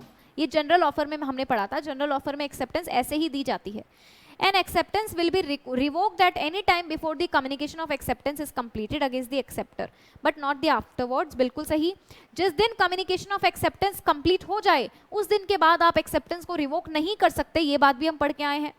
An offer need not to be made to a ascertained person, ये बात गलत है। ठीक है, ऑफर किसी को भी दिया जा सकता है। When the mode of acceptance is prescribed in the proposal, तो एक्सेप्टेंस सिर्फ उसी मोड में दी जानी चाहिए, रीजनेबल मोड में नहीं दे सकते, तो ये फॉल्स है, यहाँ रीजनेबल मोड में नहीं आना चाहिए था।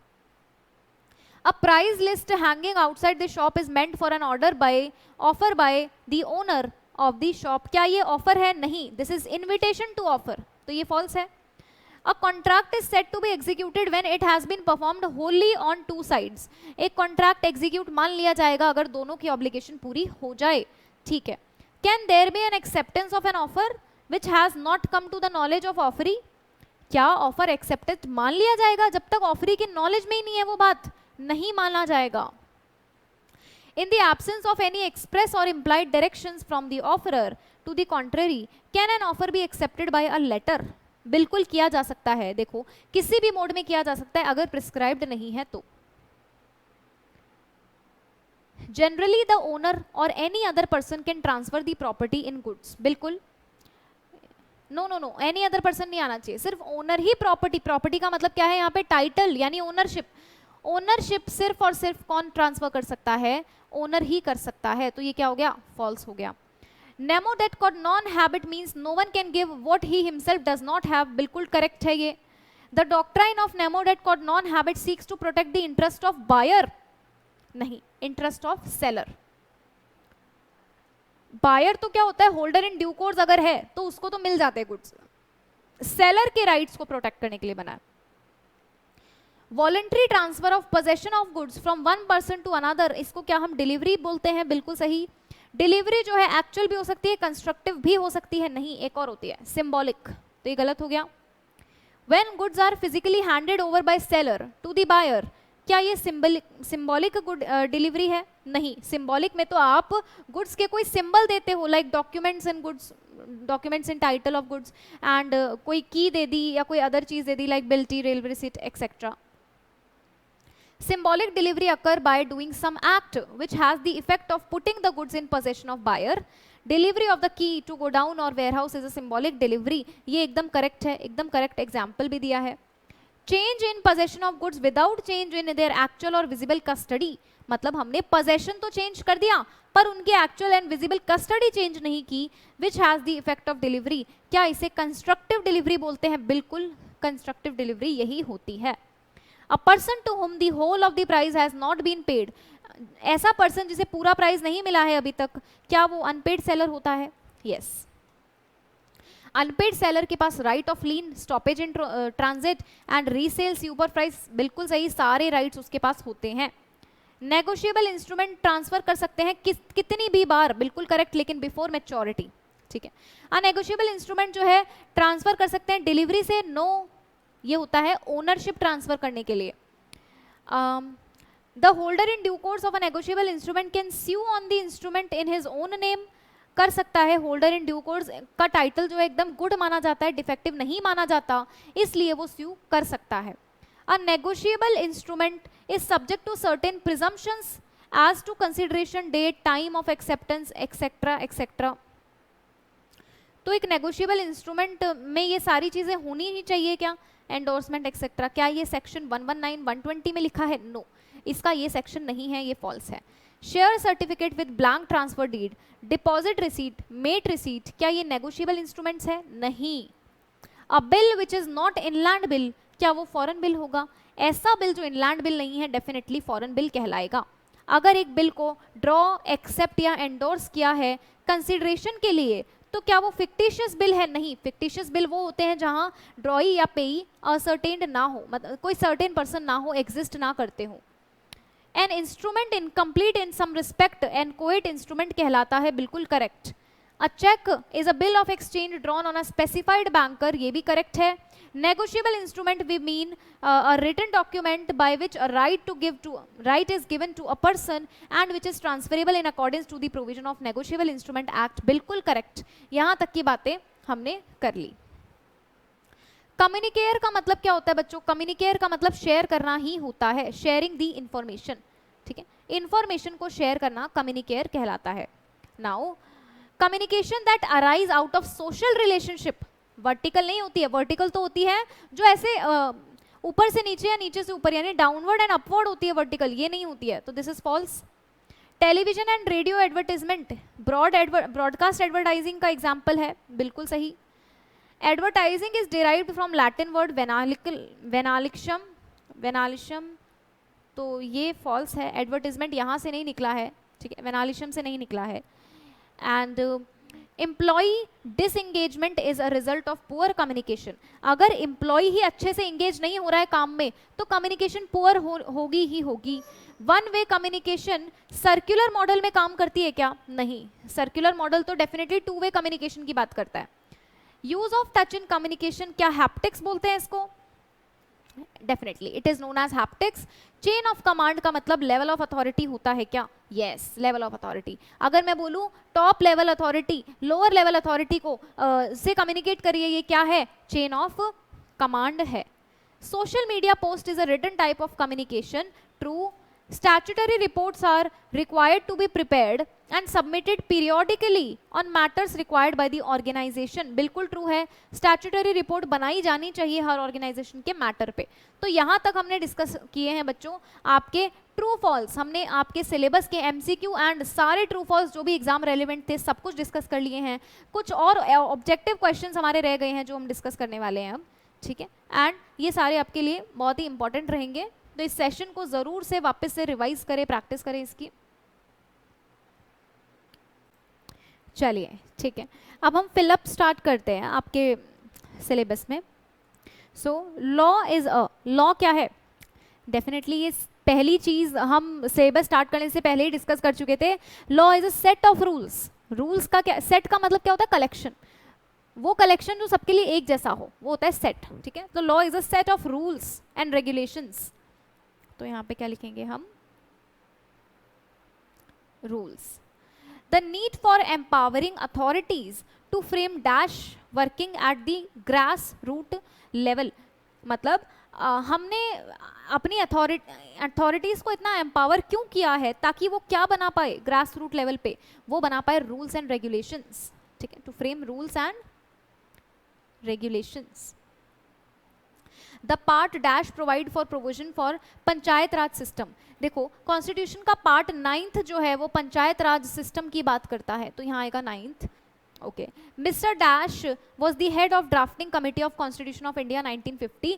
मैंने आपको जैसा कि बताया कि कॉन्स्टिट्यूशन ऑफ इंडिया 1950 किसी एक पर्सन ने नहीं बनाया है, ये पूरी कॉन्स्टिट्यूएंट असेंबली ने मिलकर इस पे ओपिनियन दिए थे।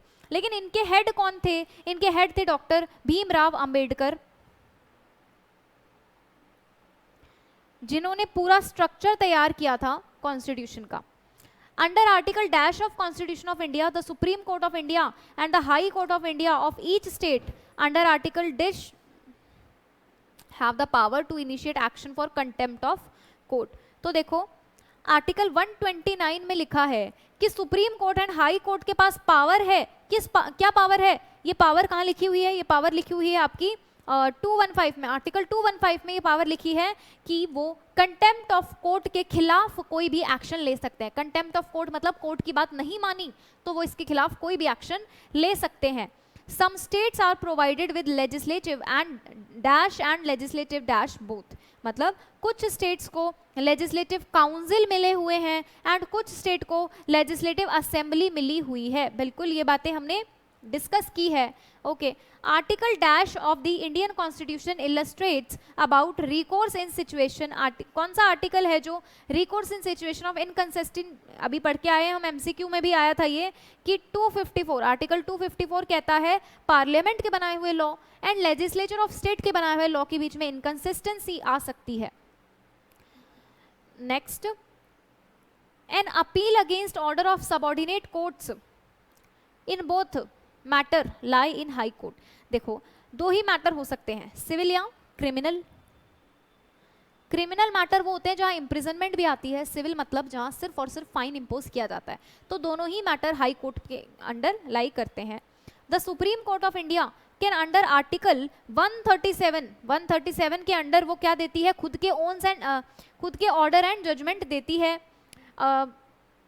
केस नहीं, article dash of constitution empower all the high court to practise superintendence over all the court और tribunal within its territorial jurisdiction. तो आर्टिकल 227 इसको एम्पावर करता है for such purpose. You have to learn all the articles, I repeat, ये MCQ purpose से क्या है? Important है, लेकिन इन्हें लास्ट में लर्न करना है। इसकी वजह से पूरा सिलेबस नहीं भूल जाना है, ठीक है। लास्ट में हमें इन्हें लर्न करना है अगर आपके पास बाकी सारी चीजें रिवाइज्ड है ऑलरेडी। तो केस लॉज, केस लॉज क्या होते हैं? Judicial presidents. केस लॉ का मतलब है कि जुडिशरी ने क्या डिसीजन लिया था उस पर, कॉन्स्टिट्यूशन के प्रोविजन को अप्लाई करके जुडिशरी ने क्या डिसीजन लिया वो केस लॉ बन जाते हैं, और हमने केस लॉ भी पढ़े हैं चैप्टर्स में, ठीक है। The dash court can decide dispute between government and one or more state, definitely ये सुप्रीम कोर्ट है। An ordinance is the law that can be brought into place by, एक ordinance कौन ला सकता है, एक ऑर्डिनेंस ला सकता है president of the whole of India, president, और अभी पढ़ के आए हैं एमसीक्यू में, president and governor of any state. Article dash of Constitution states that the Parliament for the Union shall be headed by President and the two House। का article में कहाँ लिखा है, 79 में लिखा है कि पार्लियामेंट में 2 हाउस होते हैं, Lok Sabha Rajya Sabha, and president sir भी होते हैं। The jurisdiction of Privy Council was established by, ये jurisdiction बनाई थी देखो बच्चों, abolition of Privy Council act 1949।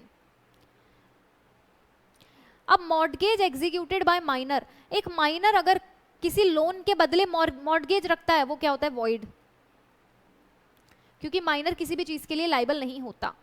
If there is no consent, अगर कंसेंट नहीं है तो अग्रीमेंट भी क्या हो जाएगा, वॉइड हो जाएगा। An agreement caused by unilateral mistake of fact, mistake of fact तो है लेकिन कैसी है, यूनिलेटरल, तो ऐसे अग्रीमेंट्स क्या होते हैं, वैलिड होते हैं बच्चों, क्योंकि एक पार्टी की क्या हुई है, मिस्टेक हुई है, वैलिड है। Coercion is defined in section 15, ये भी हम पढ़ के आए हैं। ए ने बी को थ्रेट किया कि मैं तुम्हें गोली मार दूंगा if B does not agree to sell his property to A at a stated price. B ने अपनी कंसेंट दे दी लेकिन वो क्या है, एक कोअर्जन है, कोअर्जन, ओके। सेक्शन 17 किस बारे में बात करता है इंडियन कॉन्ट्रैक्ट एक्ट का, तो ये बात करता है फ्रॉड के बारे में।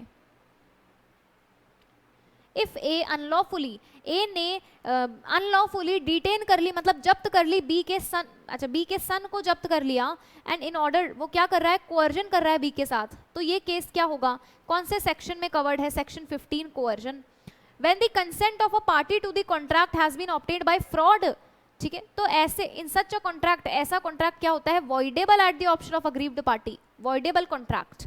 When there is a duty to speak, keeping silence is fraud। When the person making a false statement believes the statement to be true, एक person गलत statement बता रहा है लेकिन जानबूझ के नहीं बता रहा, unintentionally बता रहा है, ऐसी चीज को हम बोलते हैं misrepresentation। A dash means an agreement which is enforceable by law, ठीक है, तो एक कॉन्ट्रैक्ट का मतलब होता है ऐसा अग्रीमेंट जो enforceable है लॉ के द्वारा। The Indian contract law is based on English law।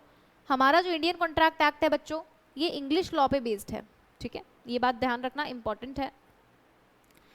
Section 2 subsection B कहती है क्या कहता है section, when the person to whom the proposal is made signifies his assent thereto, the proposal is said to be accepted, and a proposal when accepted becomes a what, promise, agreement नहीं promise, promise में जब consideration आएगा तब बनेगा वो agreement, ठीक है।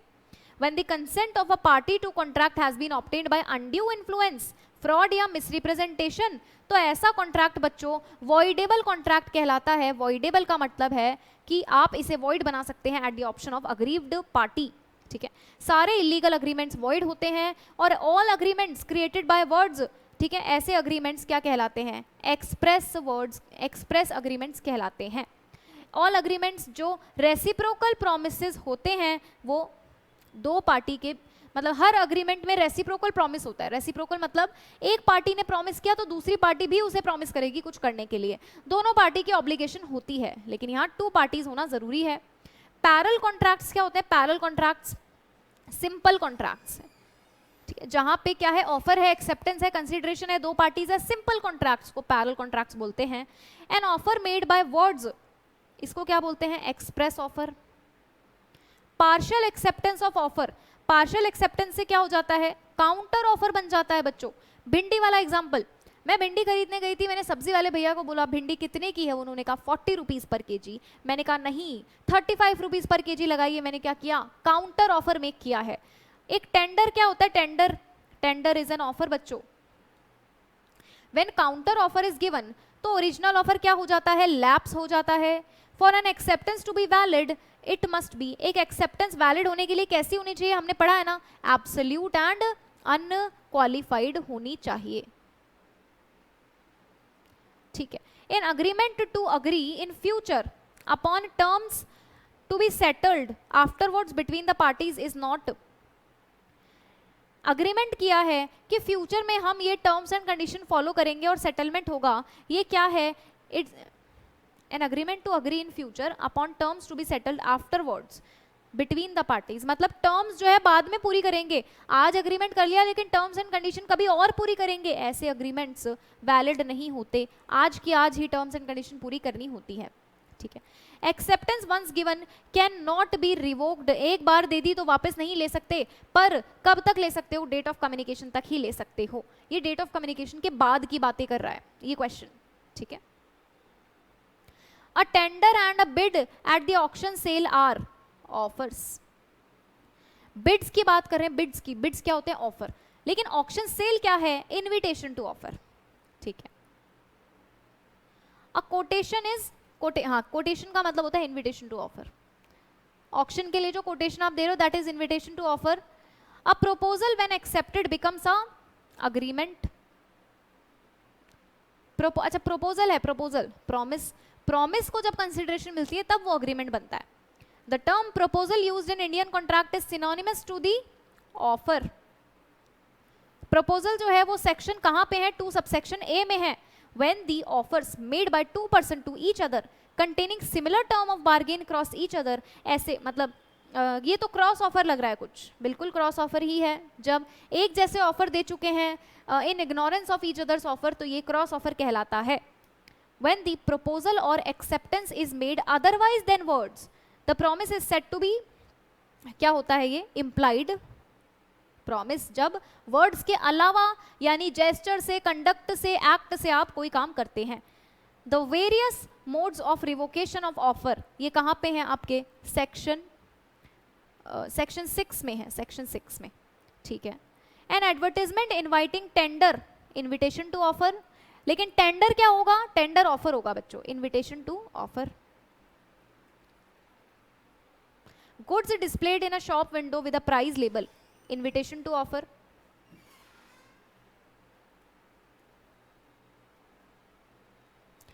an offer which is allowed to remain offer for acceptance over a period of time, ऐसे ऑफर को जिसमें हमने कोई पर्टिकुलर पीरियड फिक्स करके रखा है, इसे हम बोलते हैं स्टैंडिंग ऑफर। हमने पढ़े हैं टाइप्स ऑफ ऑफर, जो पर्टिकुलर पीरियड ऑफ टाइम के लिए होता है स्टैंडिंग ऑफर कहलाता है, लाइक सेल के offers. When the contract is perfectly valid in its substance but which cannot be enforced because of technical defects, तो ये होते हैं unenforceable contract। when goods are displayed in show window bearing price tags, तो it indicates an invitation to make an offer, invitation to make an offer। counter offer का मतलब क्या है कि ओरिजिनल ऑफर क्या हो गया है, रिजेक्ट हो गया है। when a particular mode of communication of acceptance is not prescribed, तो parties are not in each other's presence, the most authentic mode of communication of acceptance is the letter। अगर acceptance की communication का mode described नहीं है तो वैसे तो reasonable mode लेते हैं, लेकिन मोस्ट एक्सेप्टेड मोड कौन सा है, ऑथेंटिक मोड कौन सा है, लेटर है। ठीक है, when a person without expressing his final willingness proposes a certain terms on which he is willing to negotiate, very important, जहां फाइनल विलिंगनेस ना हो, इनिशियल विलिंगनेस हो, ये होता है इनविटेशन टू ऑफर। ये भी हमने किया है, इनविटेशन टू ऑफर। न्यूज़पेपर में नोटिस देते हैं हम, इनवाइटिंग टेंडर, ये भी क्या है, invitation to offer. If there is no consideration then the agreement is void. Consideration कहाँ लिखा हुआ है, सेक्शन 2 सबसेक्शन डी में, और क्विड प्रो क्यो का मतलब क्या होता है, something in return.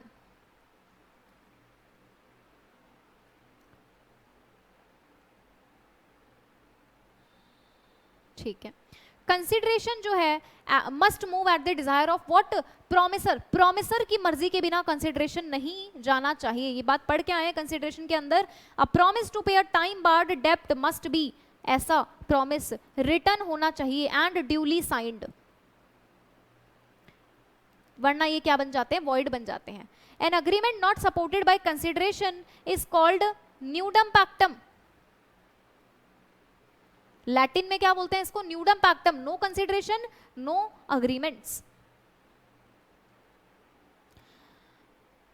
Consideration is the price for which the promise of the other is bought and the promise thus given for the value of enforceable value is enforceable. This definition, ये जो definition है ये किसने दी है, Pollock ने दी है। देखो ये छोटी छोटी चीजें जो हम स्किप कर जाते हैं ये भी एग्जाम में पूछी जाती है, तो आपको ध्यान रखना है इन बातों का।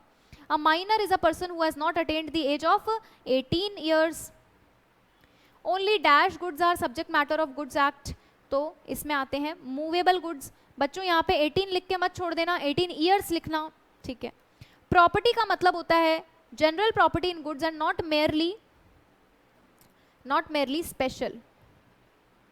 स्पेशल प्रॉपर्टी नहीं होता, जनरल प्रॉपर्टी होता है, ये भी हम पढ़ चुके हैं। स्पेशल का मतलब बेलमेंट, प्लेज, ऐसी चीजें इसमें नहीं आती। Goods identified and agreed upon at the time of making contract of sale, जब आप कॉन्ट्रैक्ट ऑफ सेल बना रहे थे उसी टाइम आपने गुड्स को आइडेंटिफाई कर दिया। स्पेसिफिक गुड्स, गुड्स अभी आइडेंटिफाई नहीं करे हैं, कॉन्ट्रैक्ट पहले बना चुके हो आप। Unascertained goods, goods which are to be manufactured, अभी सेलर उन्हें बनाएगा, कॉन्ट्रैक्ट तो आप बना चुके हो, सेलर उन्हें बनाएगा। Future goods. Dash acquisition of contingent upon a contingency, contingent goods. Contract of sale से राइट इन रेम आता है, अग्रीमेंट टू सेल से राइट इन पर्सोनेम आता है। बच्चों अग्रीमेंट टू सेल जो है वो क्रिएट करता है राइट अगेंस्ट सम पर्सन, लेकिन कॉन्ट्रैक्ट ऑफ सेल क्रिएट करता है right against goods, that is why ये इंपॉर्टेंट था। A sale is an executed contract, एक सेल जो होती है वो एग्जीक्यूटेड कॉन्ट्रैक्ट होती है किसकी, whereas an agreement to sell is an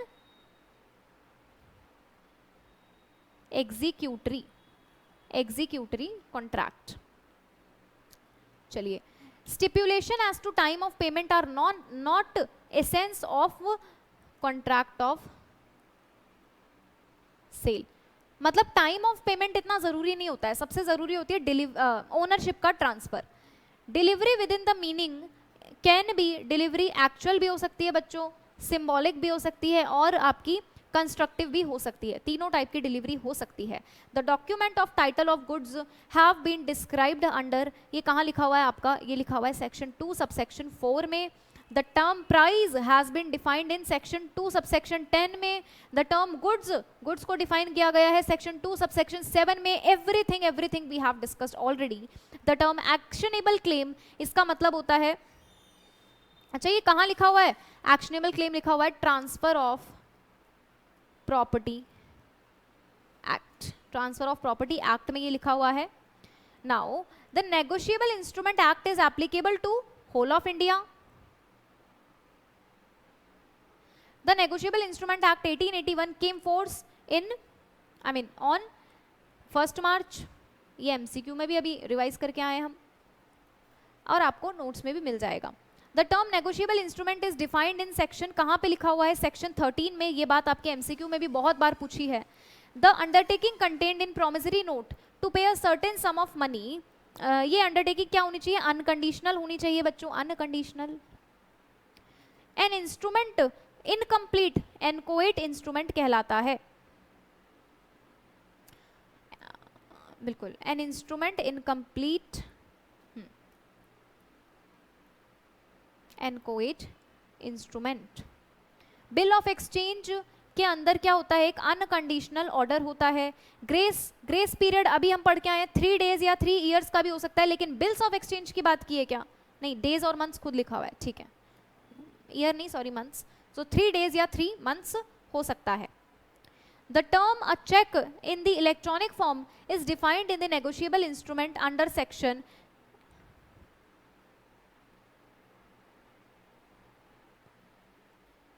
this is not section, just a minute, इस क्वेश्चन में रेक्टिफिकेशन करना है। अच्छा, रेक्टिफिकेशन नीचे वाले में आएगा, इसमें नहीं है। The term a cheque in the electronic form, ये होता है सेक्शन 6 में, एमसीक्यू में भी डिस्कस करके आए ये बातें हम। अब bearer instrument is negotiated by, bearer instrument कौन होता है, कौन सा होता है, जिसके ऊपर किसी सर्टेन पेई का नाम नहीं लिखा, वो होता है बियरर इंस्ट्रूमेंट। ये नेगोशिएट कौन करता है, इसे नेगोशिएट करते हैं हम एंडोर्समेंट से। नेगोशिएट मतलब होता है transfer. Dash parties are involve, bill of exchange में 3 पार्टीज होती हैं, प्रोमिसरी नोट में 2 पार्टीज होती हैं, चेक में भी 3 पार्टी होती है, because there are I mean check is also known as bills of exchange. When a check is payable across the counter of the bank, it is called bearer check, या फिर इसको हम open check भी बोलते हैं। open check क्या होता है, जो crossed नहीं होता। dash days grace period is allowed in the payment of check, 3 days. check is always payable on demand. Reaching before और ऑन टाइम एट मीटिंग, मतलब टाइम से पहले या फिर ऑन टाइम पे पहुंचने का मतलब क्या है, आप क्या रिफ्लेक्ट कर रहे हो, आप रिफ्लेक्ट कर रहे हो अपनी कॉर्टेसी। बिल्कुल ठीक है।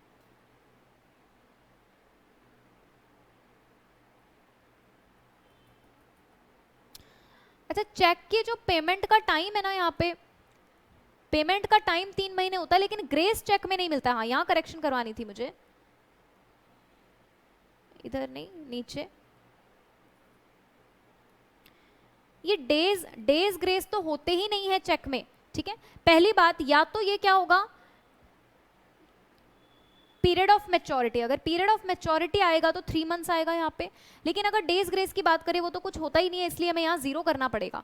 डेज ग्रेस होता ही नहीं है चेक में, मैच्योरिटी तक पेमेंट हो जानी चाहिए, अदरवाइज वो चेक आपका डिसऑनर हो जाता है, ठीक है। Then audience which are easy to deal, ऐसे ऑडियंस जिसके साथ डील करना बहुत ईजी हो जाता है, ऐसे ऑडियंस होते हैं अपैथिक। When a particular trait of person outweighs the other trait, अगर कुछ लोग दूसरे लोगों को आउटवेट करने लग जाते हैं, इसे हम कहते हैं halo effect. Dash are the form of written और oral communication wherein seller जो है वो बायर को वार्न कर रहा है, इसको बोलते हैं disclaimer. When you are warning some buyer against your product, हालांकि ऐसा कोई भी सेलर करना नहीं चाहता, लेकिन वो कुछ प्रोविजंस की वजह से ही करता है, डिस्क्लोजर देना पड़ता है उसको। तो dash and dash are similar to one other, इसमें तो कुछ भी आ सकता है, लेकिन अगर ऊपर डिस्क्लोजर की बात करें अगर, तो एक होता है लीगल डिस्क्लोजर और एक होता है प्रोडक्ट डिस्क्लोजर। दोनों क्या होते हैं, एक ही होते हैं, ठीक है। A dash is a step by step breakdown of long cumbersome process. Cumbersome process का मतलब है यहाँ पे कम्युनिकेशन के अंदर स्टेप बाय स्टेप प्रोसेस होता है, ये flow chart. The process of using colours to highlight, देखो क्या होता है, किसी भी कम्युनिकेशन को जब हम रिटन फॉर्म में कम्युनिकेशन कर रहे हैं, हम अपनी रिटन कम्युनिकेशन को इफेक्टिव बना सकते हैं using pie chart, flow chart, colours, highlighting, ठीक है। तो फ्लो चार्ट एक स्टेप बाय स्टेप ब्रेकडाउन होता है आपके लंबे चौड़े स्टेटमेंट को छोटे स्टेटमेंट में प्रेजेंट करने का। The process of using colour to highlight certain important documents, ऐसे प्रोसेस को हम कलर कोडिंग बोलते हैं। ये सारी बातें हम कहाँ पढ़ के आए हैं आपके लॉ एंड कम्युनिकेशन में। डैश आर इमेजरी रिप्रेजेंटेशन, जब पूरे बल्क डेटा को आप इमेज की फॉर्म में रिप्रेजेंट करेंगे, इसे हम बोलते हैं ग्राफ्स, जो आप मैथ्स में बनाते थे। Dash help to provide a trail to the original source document and act as supporting evidence. ये वर्ड सुनते ही आपको समझ जाना चाहिए बच्चों, सपोर्टिंग एविडेंस क्या होता है। सपोर्टिंग एविडेंस का मतलब है रेफरेंस, आप किसी चीज की क्या ले रहे हैं, रेफरेंस ले रहे हैं, ठीक है। An animated video used to summarize the content of what is to be communicated, ऐसी वीडियो जो समराइज कर रही है जो भी बात आपको बतानी है, उसकी एनिमेटेड वीडियो, वो कहते हैं मोशन ग्राफिक्स। मतलब रिटन कम्युनिकेशन को इफेक्टिव बनाने का तरीका देखिए, flow chart, colour coding, graphs, references and motion graphics के थ्रू भी हम चीज़ों को वीडियो की तरफ प्रेजेंट करना। मोशन ग्राफिक होता है जैसे है ना, एक बॉल यहाँ से ऐसे गिरते आ रही है, मोशन ग्राफिक्स। कोई पिक्चर है वो बात कर रही है, मोशन ग्राफिक्स, आप अपनी कम्युनिकेशन को बहुत ज़्यादा इफेक्टिव बना रहे हैं मोशन ग्राफिक्स के थ्रू। So these were some important exam relevant questions बच्चों, ये सारे क्वेश्चंस आपको प्रैक्टिस करने हैं, ये आपके तैयारी के लिए मतलब आपकी प्रिपरेशन के लिए बहुत ही ज़्यादा ज़रूरी है। सबसे पहले रिवीजन करिए नोट्स के थ्रू, आपने क्लास नोट्स बनाए तो बहुत ही अच्छी बात है, लेकिन जो प्रिंटेड नोट्स मिले हैं मेरी तरफ से उसको भी आपको रिवाइज करना है, साथ में आपको मॉड्यूल भी रीड करनी है, एंड ये आपके लिए इनफ है, ये क्वेश्चंस आपके लिए मोर देन इनफ है, इन्हें आपको ज़रूर से प्रैक्टिस करना है। ऑलराइट।